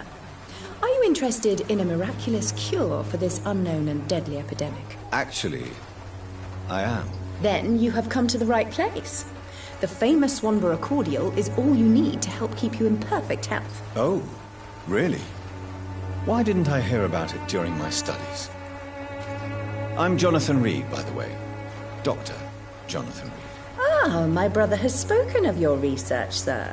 I'm Loretta Swanborough, and it's always a pleasure to meet a fellow healer.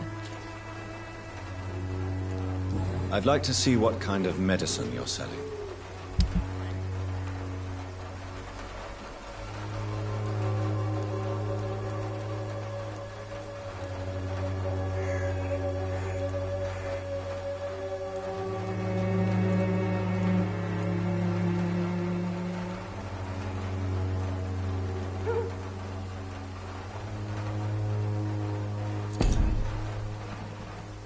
Good evening, my dear colleague.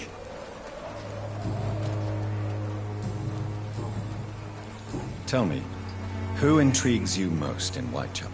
The region itself is something to see, but I would say Camellia the mute florist who gives away her flowers. What do you think of the locals? Most of them are afraid or desperate. They all come to me eventually for my remedy. Is there anyone I should avoid? Cadogan Bates, without a doubt. The bloody bastard remorselessly exploits poor migrants as soon as they get here.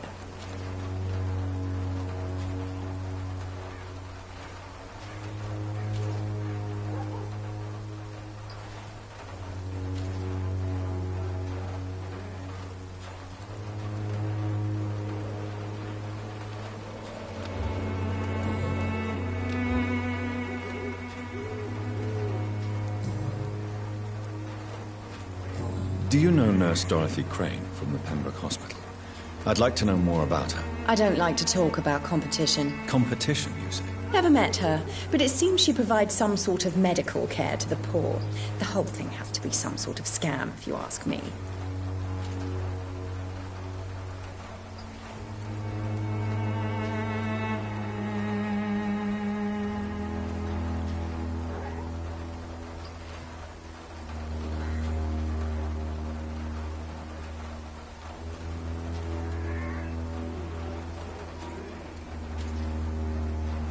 You look ill, Miss Swanborough. I wonder if your concoction will do the trick. I'm perfectly fine, thanks to my miraculous elixir. You, on the other hand, look pale and tired, Doctor.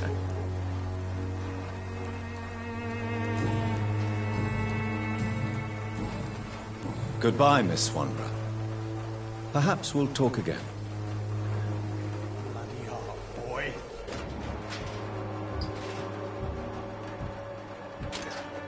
It's all a bloody joke to you, eh?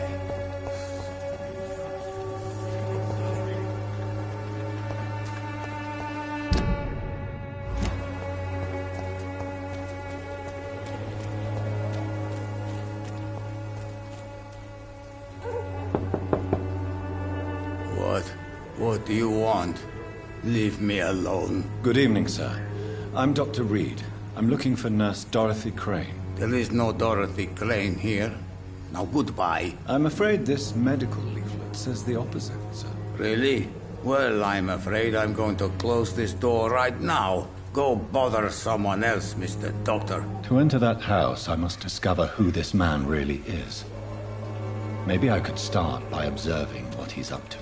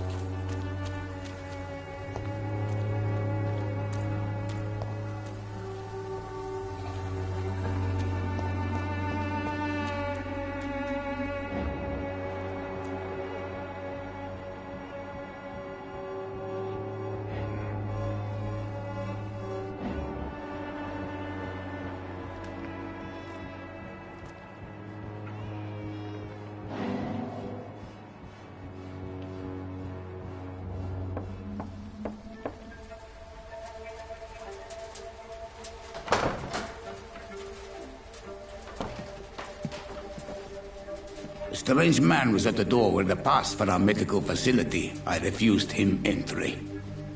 Darius, how could you know he didn't need our help? His clothes were too finely tailored to be for Whitechapel. Perhaps just a friend of that stray poet who is always about. Richard Nithercott? No, not of the same cloth, this man. I suspect some machination from that journalist. Clayton Darby. Is he still asking questions? Yes. I saw him drifting around St. Mary's Church. I swear he is tracking me just downwind.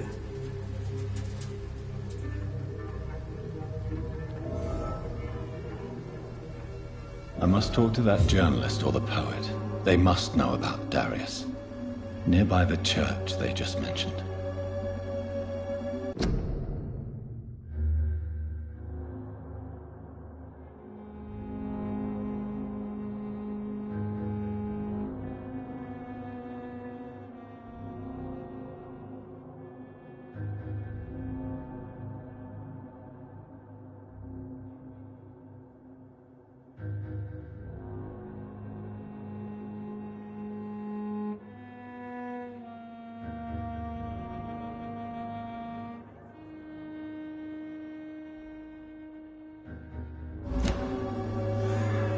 It's locked.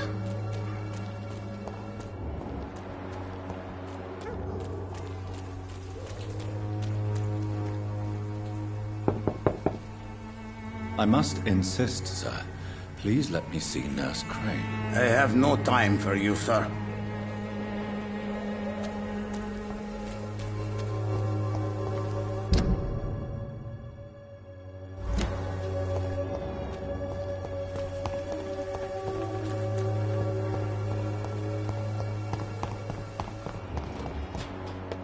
Someday you'll understand. You've wasted your life away. I won't end up another drunk old. How are you, boy? I'm not your boy, all right? Now piss off.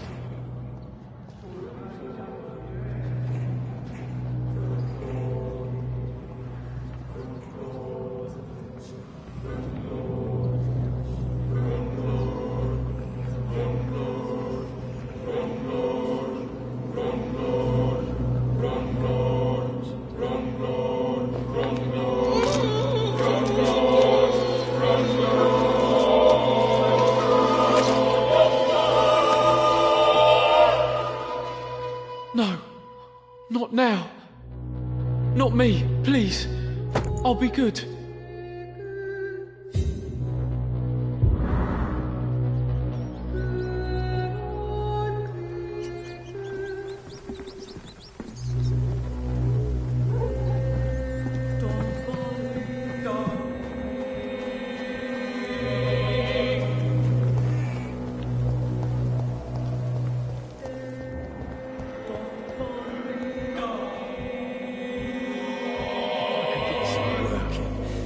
Everything will be better.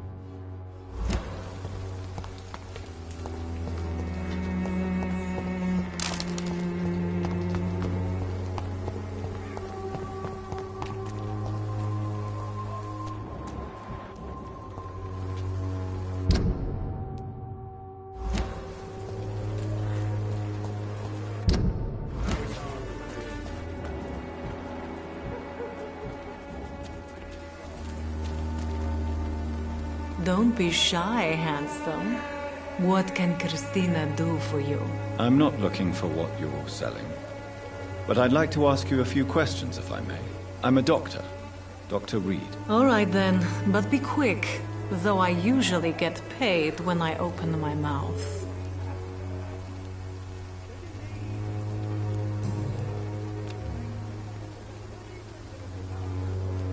Christina, have you been examined?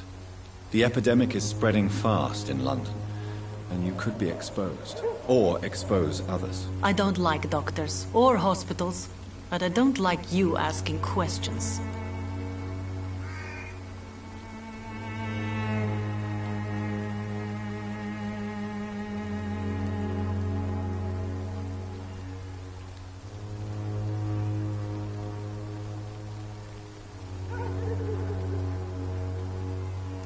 You can put your own life in danger, that's your decision. But what about your clients? If you're contaminated, you will put them in danger too. And you think that would worry me? If you knew the men I deal with, their health would not be what you'd worry about. Considering your line of work, I assure you it is only a matter of time before you have health issues. If it is going to happen, it will happen. Right now, I need money. That's what's important.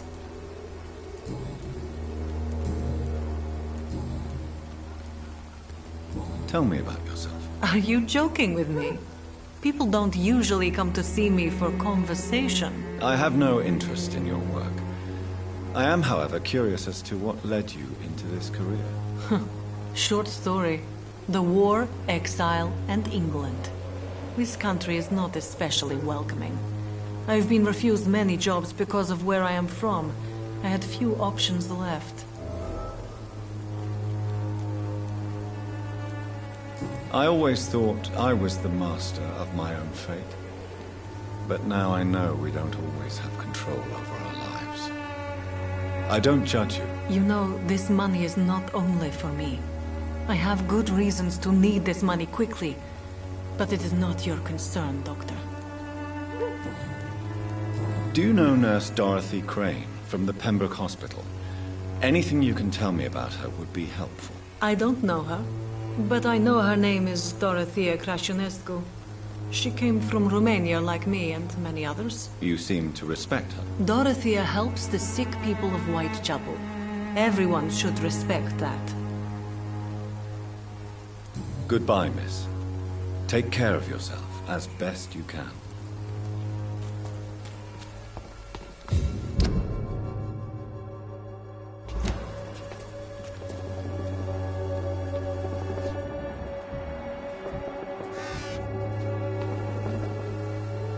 Forgive my interruption. Do not apologize, my son. Father Tobias Whitaker is always happy to teach mortals about the incoming Armageddon. I am Dr. Jonathan Reed, and I just have a few questions. A scientist? You are much more lost than I thought, my son. Do you know Nurse Dorothy Crane from the Pembroke Hospital? I'd like to know more about her. I don't like the liberal ideas of nurses, but I especially abhor that Nurse Crane you mentioned. So you're not exactly a fan of Florence Nightingale's work.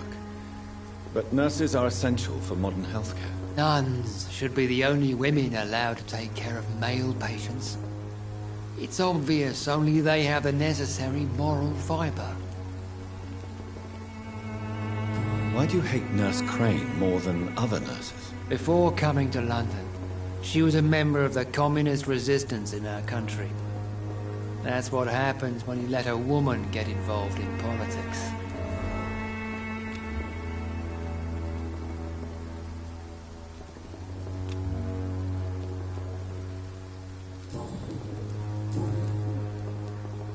What do you mean when you say that I am more lost than you thought? All scientists are entangled in a world of causes and consequences, and most of them can't see the plain truth. Quite a judgmental opinion, if you ask me. But what do I know? Blinded by science as I am. But you are seeking answers, aren't you? Answers about the Armageddon about to strike the city. Answers about the hidden truth.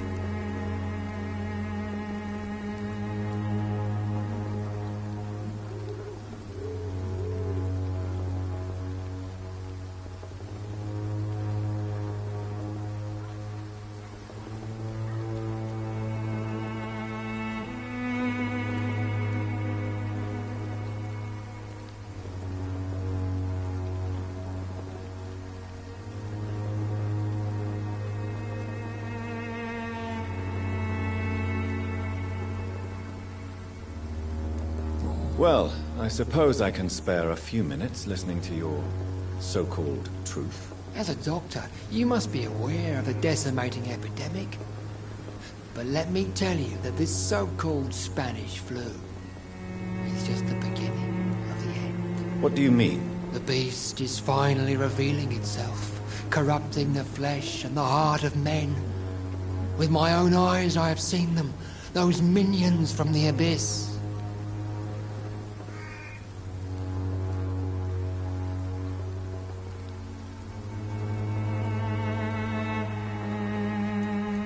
Really? And what would be your answer to this biblical threat? We must fight the disease before this legion outnumbers us. But not with scalpels and microscopes. No. What is left then? Cleansing fire.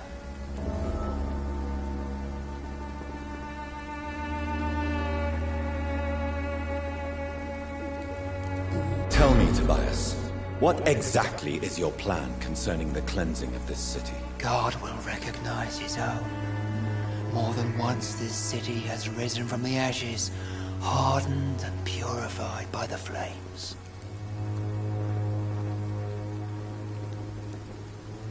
Purification by fire has proved useful, but where do you stop? Burn the clothes? The buildings? The corpses? Worse? Your lack of faith is predictable. But my task is to convince rational minds like yours to see the light. This is God's will. You're mad and dangerous. You're nothing but a soulless butcher. A small-time Torquemada. The Savonarola of Whitechapel. My son, if you think salvation is a free gift, go listen to the lies of that pompous fool, Joseph. Joseph, a fool? Vicar Larrabee of St. Mary's Church. While he continues preaching his fraudulent redemption, more and more people die in the streets.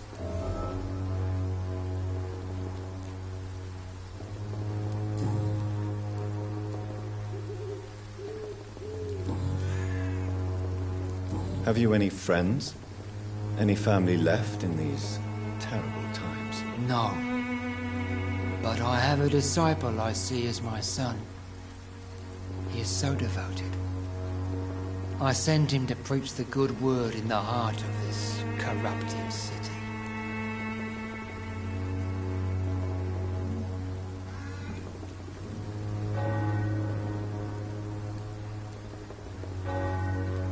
You sent him on some preaching crusade during the epidemic. As a true believer, Samuel will fear no evil while he walks through the valley of the shadow of death.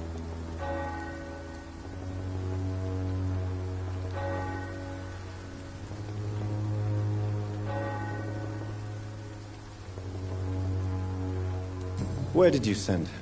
I sent Samuel to the Stonebridge Cemetery, where the pestilence and evil grows night after night.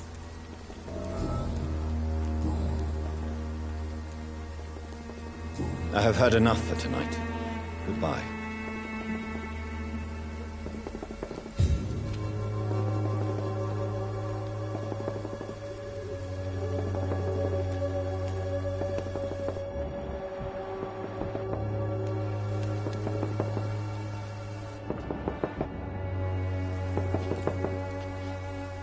Excuse me, sir. Are you familiar with this part of town? Name's Clayton Darby, reporter. Sorry, I'm new to Whitechapel. But perhaps you could help me, since you're a journalist. My name is Jonathan Reed. Dr. Reed, the famous surgeon. I'll gladly help if I'm able, sir. I heard you're investigating an underground medical dispensary in Whitechapel. What do you know about it? Not much, I'm afraid. They are wary of strangers, and I'm not really an acquaintance of theirs. Why do you care?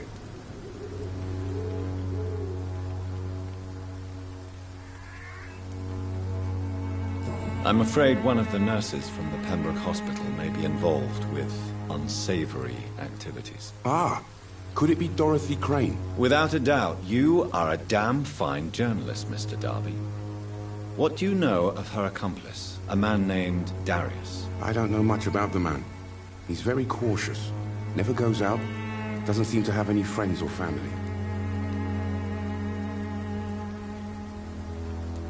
He never goes out? No.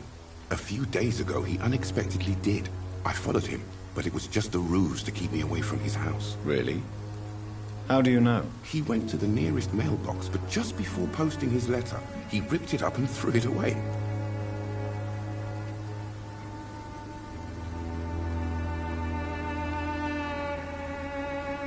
He has no relatives at all? No. Except for that strange man, a poet named Richard Nethercott, who sometimes comes by. Darius would never let him in. Where can I find this Mr. Nethercott? He spends most of his time lurking around Whitechapel, talking to himself or declaring verses. These days, you can usually find him behind the church.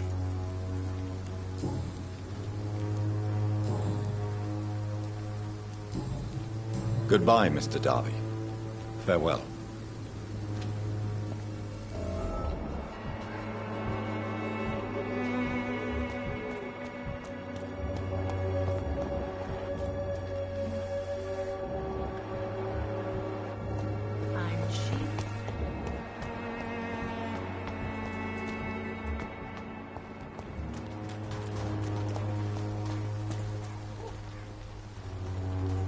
Excuse me, sir. I have a few questions for you. Another journalist? I didn't answer the first one, so piss off! I'm not a journalist, I'm a doctor. A doctor, you say? It's quite a rare breed in this part of town. Really? But still, here I am. Dr. Jonathan Reed, at your service. I'm Joe Peterson to some, but Colossus Joe to most. And I don't remember asking for your service, sir. Can I offer you my medical expertise, Mr. Peterson? The name is Colossus Joe. I don't get sick. Have you heard of a nurse named Dorothy Crane? She's a colleague of mine, and is supposed to live around here. Dorothy Crane? Yeah, I know her. One of the few good souls who dare to help the sick around here. Could you please tell me more about her? She's a nice girl. Tries to help the migrants. I offered to give her a hand, but she said my reputation would attract too much attention. May I ask what you do around here? I do whatever I want, and sometimes even more. Now sod off. According to you, physicians are scarce in this part of town. Why is that? Not familiar with this neighborhood, are you? I guess your fancy colleagues are too afraid of being stabbed in the back. This part of town does have quite a reputation. Would you say it's justified? Totally. Look at me, for instance. I always look my opponent in the eye before knocking him out.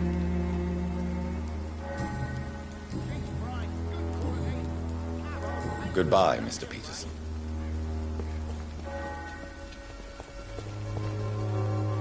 Welcome, sir.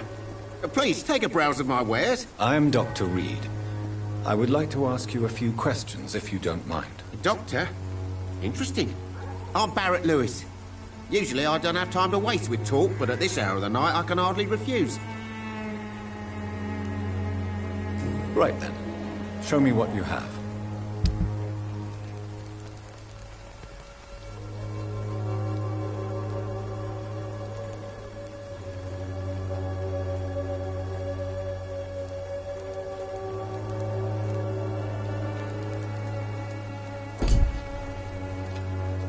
Fancy buying something, sir? You never lose your focus, do you?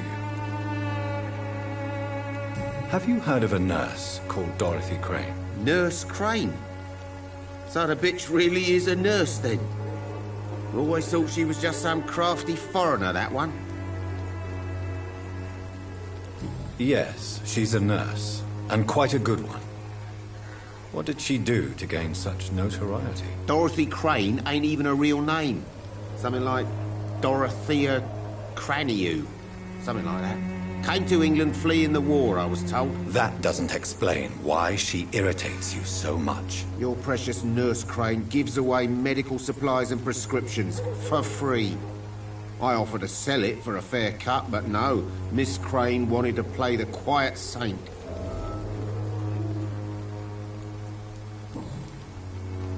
How is business around here? Business? I had no business. Between this racket, theft, and customers getting scared, I'm losing money every day. I see. Sounds like you blame someone in particular for your situation. It's no secret Joe Peterson spends his time harassing merchants. But with me, he's trying to put me out of business once and for all. As a merchant, you see Whitechapel every day. Have you noticed anything out of the ordinary recently? Well, you mean besides the epidemic, the war, and all the usual crap? As long as I can remember, this part of town has been a bottomless pit, and no sign of the bottom yet. Violence is increasing in the borough. Yeah. A few nights ago, some blokes jumped me. Came out of one of the condemned workshops. Fever, madness, something like that. Where did this happen? Why did you go there? In the closed workshops nearby. I worked there as an apprentice in better days. Now I only go to find trinkets or tools. Too bad I was mugged, though. There was good money in that little box of loot I lost. Have you been hurt? No, but that's only because I ran like hell. Those men were raving lunatics, I tell you. Not even able to speak anymore, just screaming.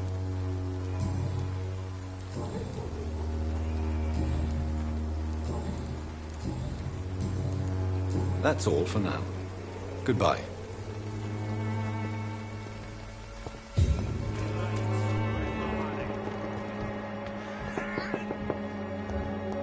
Hard to pay, one way or another.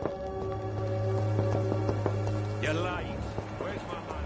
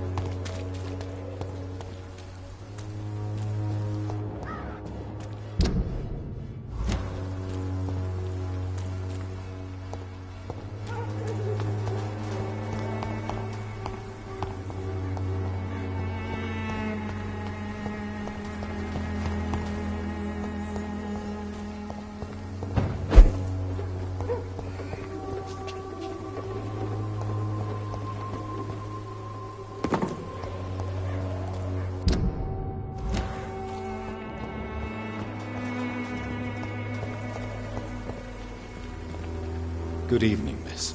I'm Dr. Reed. I'd like to ask you a few questions. I know what you're thinking. A tall stranger who meets a girl in the street at night. It reeks of the penny dreadfuls. But I mean you no harm, truly. I know you understand what I'm saying. Your silence has nothing to do with you being mute, does it?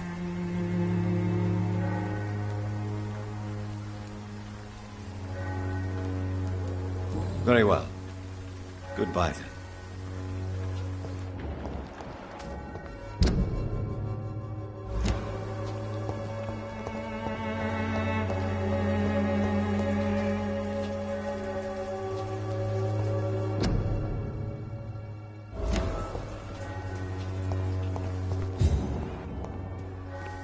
Hello again, miss.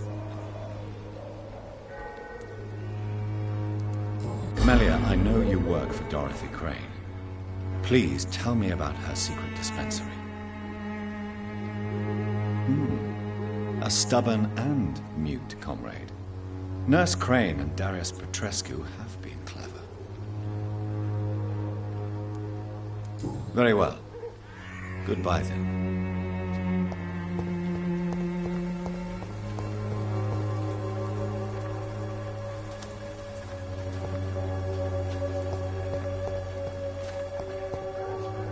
Hello again, miss.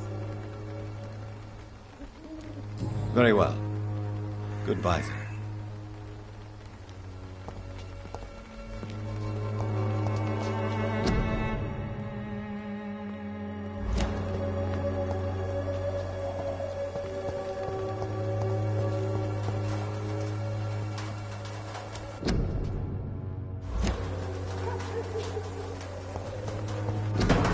The content of Darius' letter to his children could give me more leverage to enter.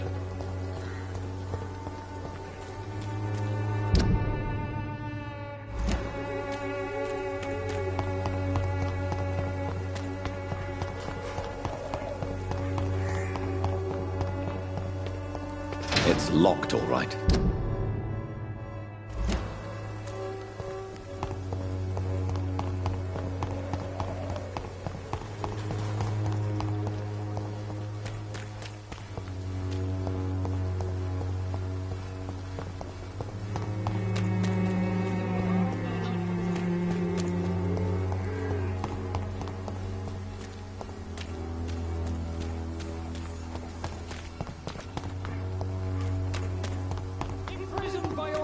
Routine, unable to see the true horror around you.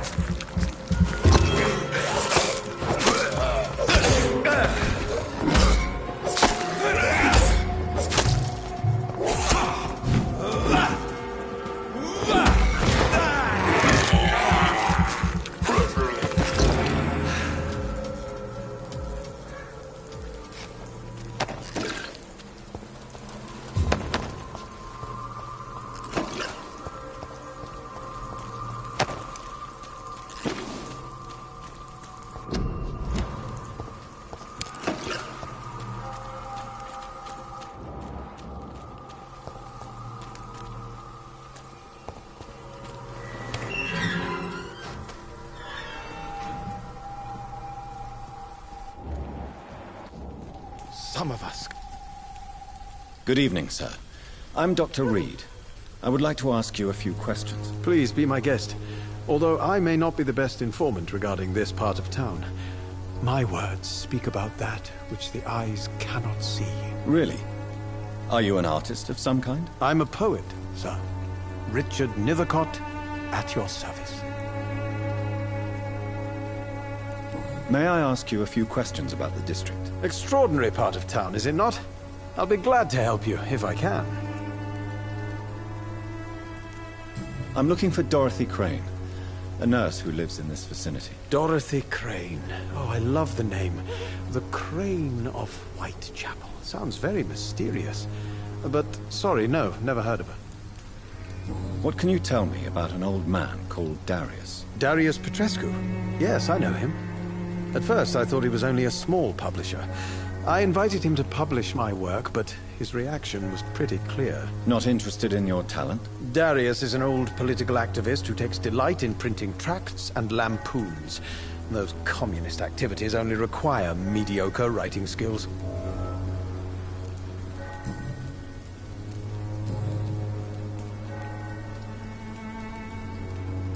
Did you know the mute florist is a member of a secret society? No, I didn't. But I thank you for this information, sir. For it only enriches the mystery surrounding the precious camellia. I fear you are a hopeless romantic, Mr. Nethercott. Guilty as charged, Dr. Reed. Are you not curious? Is there not more you wish to know? That girl has not an ounce of malice in her. Whatever she may be hiding, it's certain to be for the benefit of most, if not all.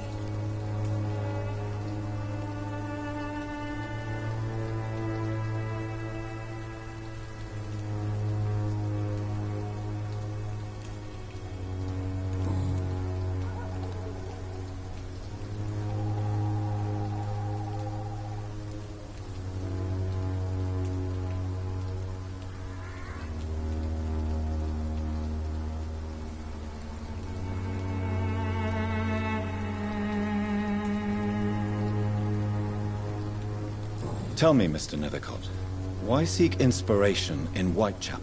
The place is not beautiful per se, but how to explain it? Stirring and challenging.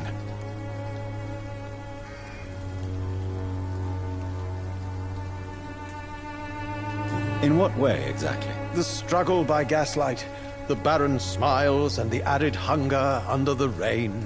If you say so. Such vibrant antagonism and vivid paradox. The stripped humanity raged across each street. Vivid, of course, yes. And what about the poignant distress? Oh yes, the poignant distress. You see what I mean, don't you? That's what I want to write about, and that's what Whitechapel is made of. Do you not think it a little morbid? On the contrary, sir. Whitechapel is full of life, full of beauty. Just like my dear muse, the wonderful Camellia. What can you tell me about Camellia? Not much. And that's the beauty of it. She can't speak, you know. She's a locked mystery who exhales kindness and sweetness. And have you ever tried to learn more about her? Where she lives, how she survives, whom she may know. Maybe I prefer she remains an enigma. Reality can be so dull, don't you think?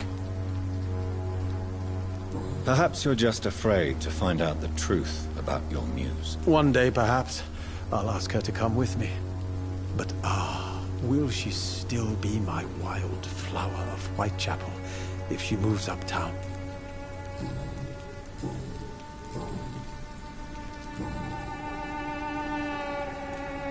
May I ask what you're doing at this hour of night, sir? Do you live here? Not at all. I'm just enjoying the pleasure of a quiet walk. Though night talks are always preferable, if you ask me. Especially with strangers. If you say so. But as a physician in a time of epidemic, I must caution you to avoid unnecessary exposure, sir. Thank you, Doctor. But we both know the seeker of truth has to go boldly where the weak dare not. But are you not afraid of the epidemic? Oh, why should I? I see some equity in the Spanish flu. No flesh should be saved, say the scriptures. Good or evil, rich or poor, all are equal in the eyes of the flu. Are you aware that your life could be in danger in this part of town? But this is where I must be to feel the real beat of the city. I had to come, see it for myself, alone.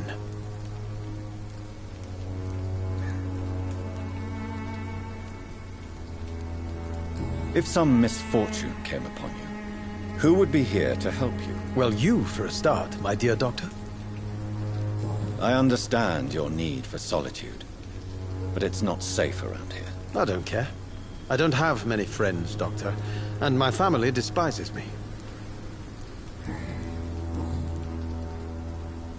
I'll leave you alone, sir.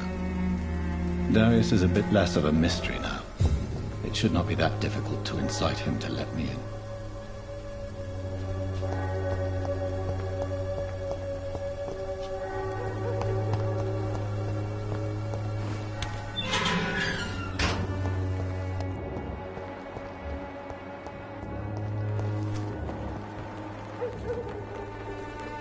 Hello again, miss.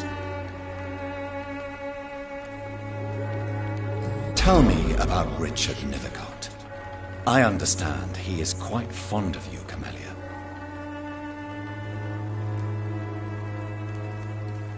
Very well.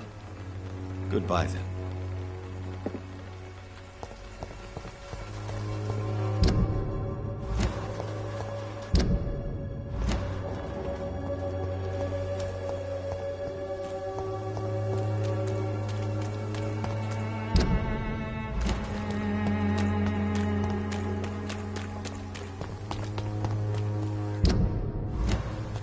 You are blinded by your false faith, imprisoned by your daily routine. Come on, Barry, you little game you pay for peace of mind. Can't you just look the other way this week?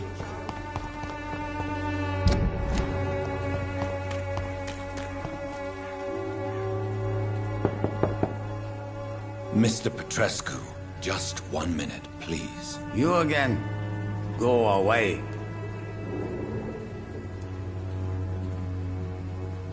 Sir, wait. Stop this nonsense. I know Nurse Crane is here. Shall we speak man to man, you and I? All right. Speak up. Don't you see we're on the same side? We fight to help the poor, sick, and abandoned. I'm nothing like you, Mr. Doctor. Yes, you are. You too believe in providing medical care without charge. You know what we have to sacrifice to make the world a better place. I have to admit your words have conviction. All right, I'll let you see Dorothea. Don't make me regret this, though.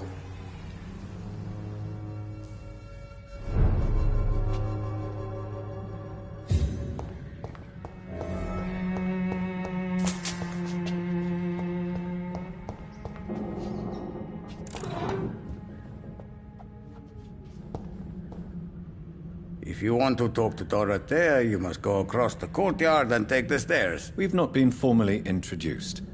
May I ask your name and occupation, sir? I am Darius Petrescu. I'm here to keep snitches and spies away from Dorothea. And I also run this little print shop.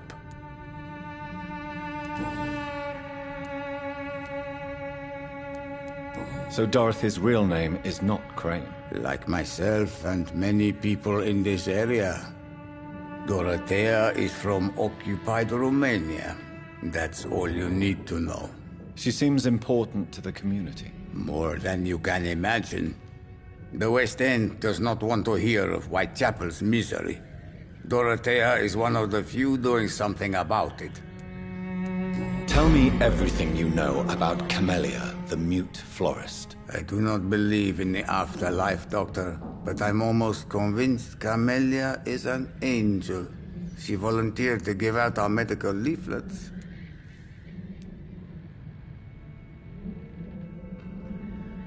Are you not worried for her safety? She is as brave as she is tough, and clever, too. If only I had met her when I was younger. Are you in love with Camellia, Mr. Petrescu? Don't be stupid. If I had met her when I was younger, we could have won our revolution. Who is she, really? Do you know where she's from? She's not from around here, that's all we know. Camellia is not even her name. It's her favorite flower. You say she has no close family? Well, there's that awful poet who constantly follows her around like a lost puppy. A good man for sure, but a very poor writer.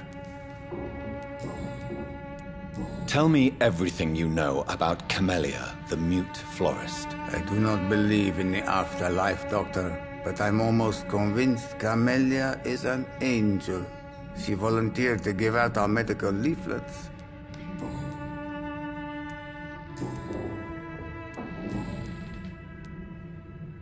Do you have any family left, Mr. Petrescu?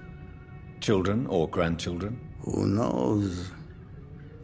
I have abandoned my people for so long, they might as well be dead.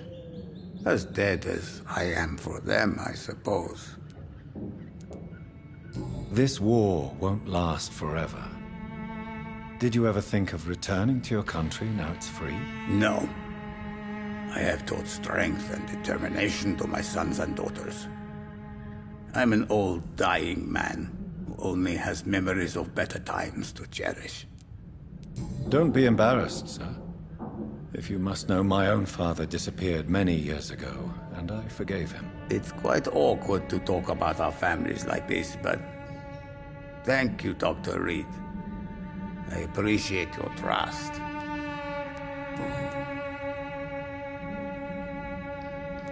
How did you meet Nurse Crane, Darius? Why does she trust you?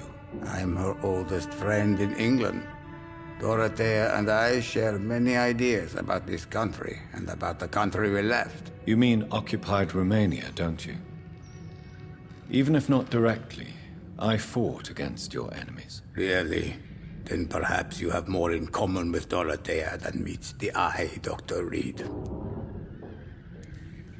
I know you fought for your country when it was occupied, Darius. Tell me more about it. I know my days are numbered, and I know I won't see my homeland again. But I fought for Romania all my life, and I will until my last breath. But Romania escaped the grasp of the Austro-Hungarian Empire. It's a free country again. But it's not the country I fought for. My homeland is not appeased, Doctor. And I still see a dark future ahead for my people.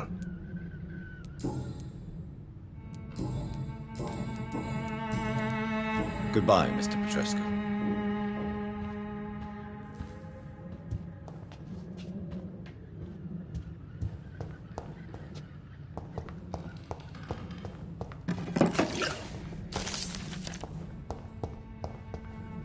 It's locked, all right.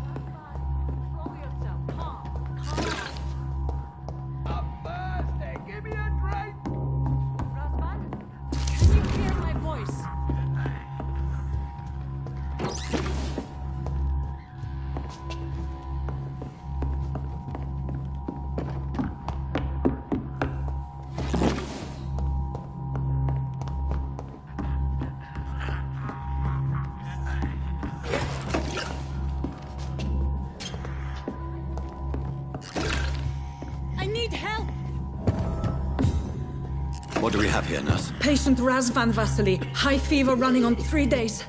Complaints of dizziness, muscle aches, and head pain. Diagnosed with influenza. Treatment? Aspirin and salicin for the fever and discomfort. Liquids for dehydration, but he's having trouble keeping even water down. Thank you, nurse. Anything else I should know? He did lose consciousness this morning, but he's never had convulsions like these. He's not convulsing, he's choking. He's not getting any air. Scalpel! Hand me that scalpel! What can I do, Doctor?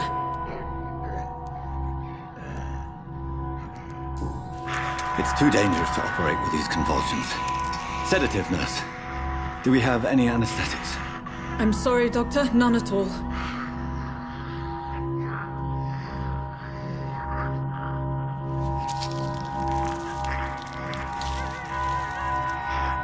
I need to perform a tracheostomy. Short pipe. That rubber tube will do. We're going to cut a passage for air through the neck. Yes, Doctor. He's breathing again, but he's coughing up blood. Internal hemorrhaging. I need to make another incision into the chest cavity to drain the fluids from the lung. Prepare another tube. A thoracostomy. Doctor, we've nothing to fight the infection. We need an aseptic environment.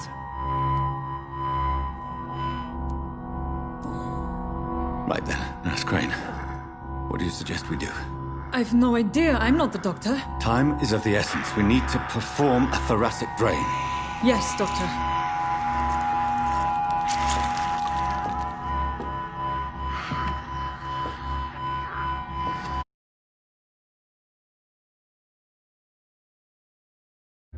He's still bleeding, Doctor. I'm losing his pulse. The drain must have punctured the intercostal artery. There's too much blood. Are you all right, Doctor? I can't see.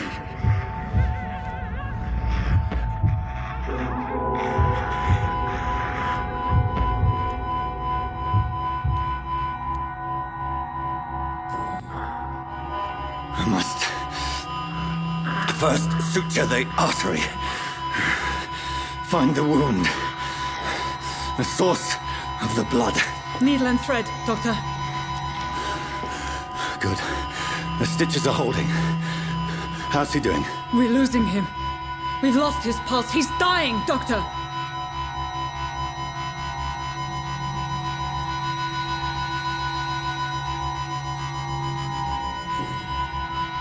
Cardiac massage, now. Cardiac... What? Are you making this up as you go along?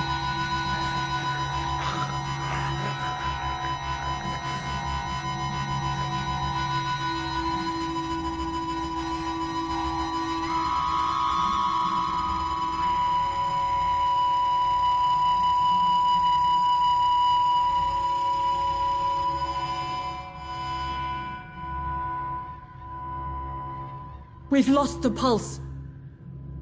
He's gone, Doctor. Nurse, we did everything we could. Truly?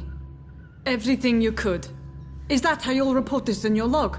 Is this how the war went? Piling up one poor corpse beside the next? This was not an influenza-induced seizure. I've never seen symptoms like these on the continent. Neither have I. But the previous symptoms leading up to this attack were the same, indistinguishable from the epidemic. No. There was something more vile in these reactions. Something primitive. There have been numerous reports of mental breakdowns caused by the fever that accompanies the flu itself, Doctor. Yes, but... I'd best take some samples of the blood for analysis.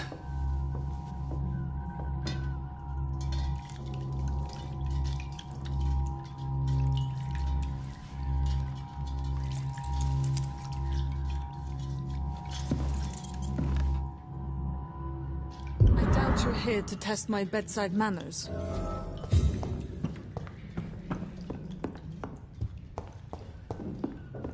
To what do I owe this courtesy? I suspect it was more than intuition alone that led you to us. So, how might I be of service, Dr. Reed?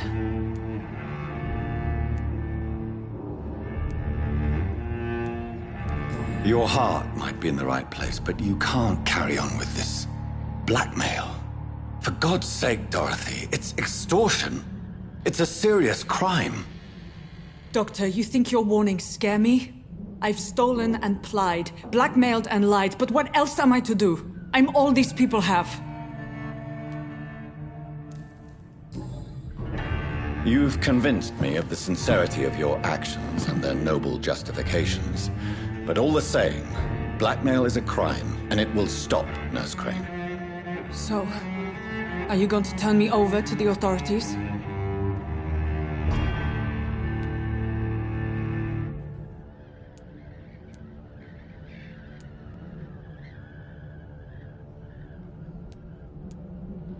Listen very carefully, Dorothy. You will erase from your memory everything you pretend to know about Lady Ashbury and Pembroke Hospital. Let that rich bitch off the hook over my dead Nurse body. Crane, enough. Listen as if your life depended on every word. I know you've a generous heart who gives freely to those in need, but you shall walk away from the shadier streets of your business. I will never abandon... Dorothy, the discussion has come to a close. Your clandestine activities in the Resistance are over. Let it go. I'll let it go. all gone.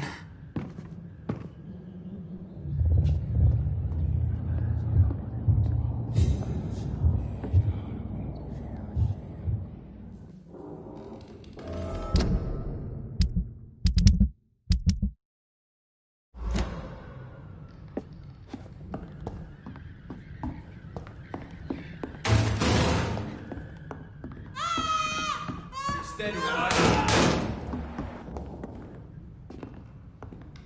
Oh, this one's sticking.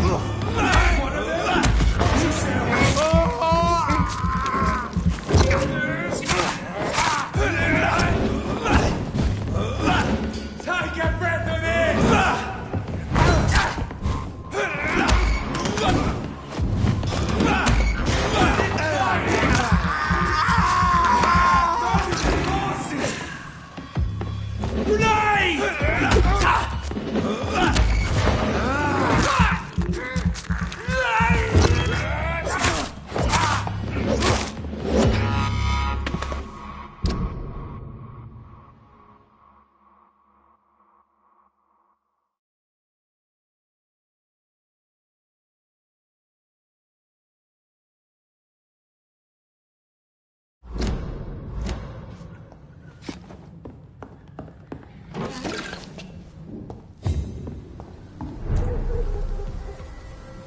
Sir, no civilians allowed. Kill it!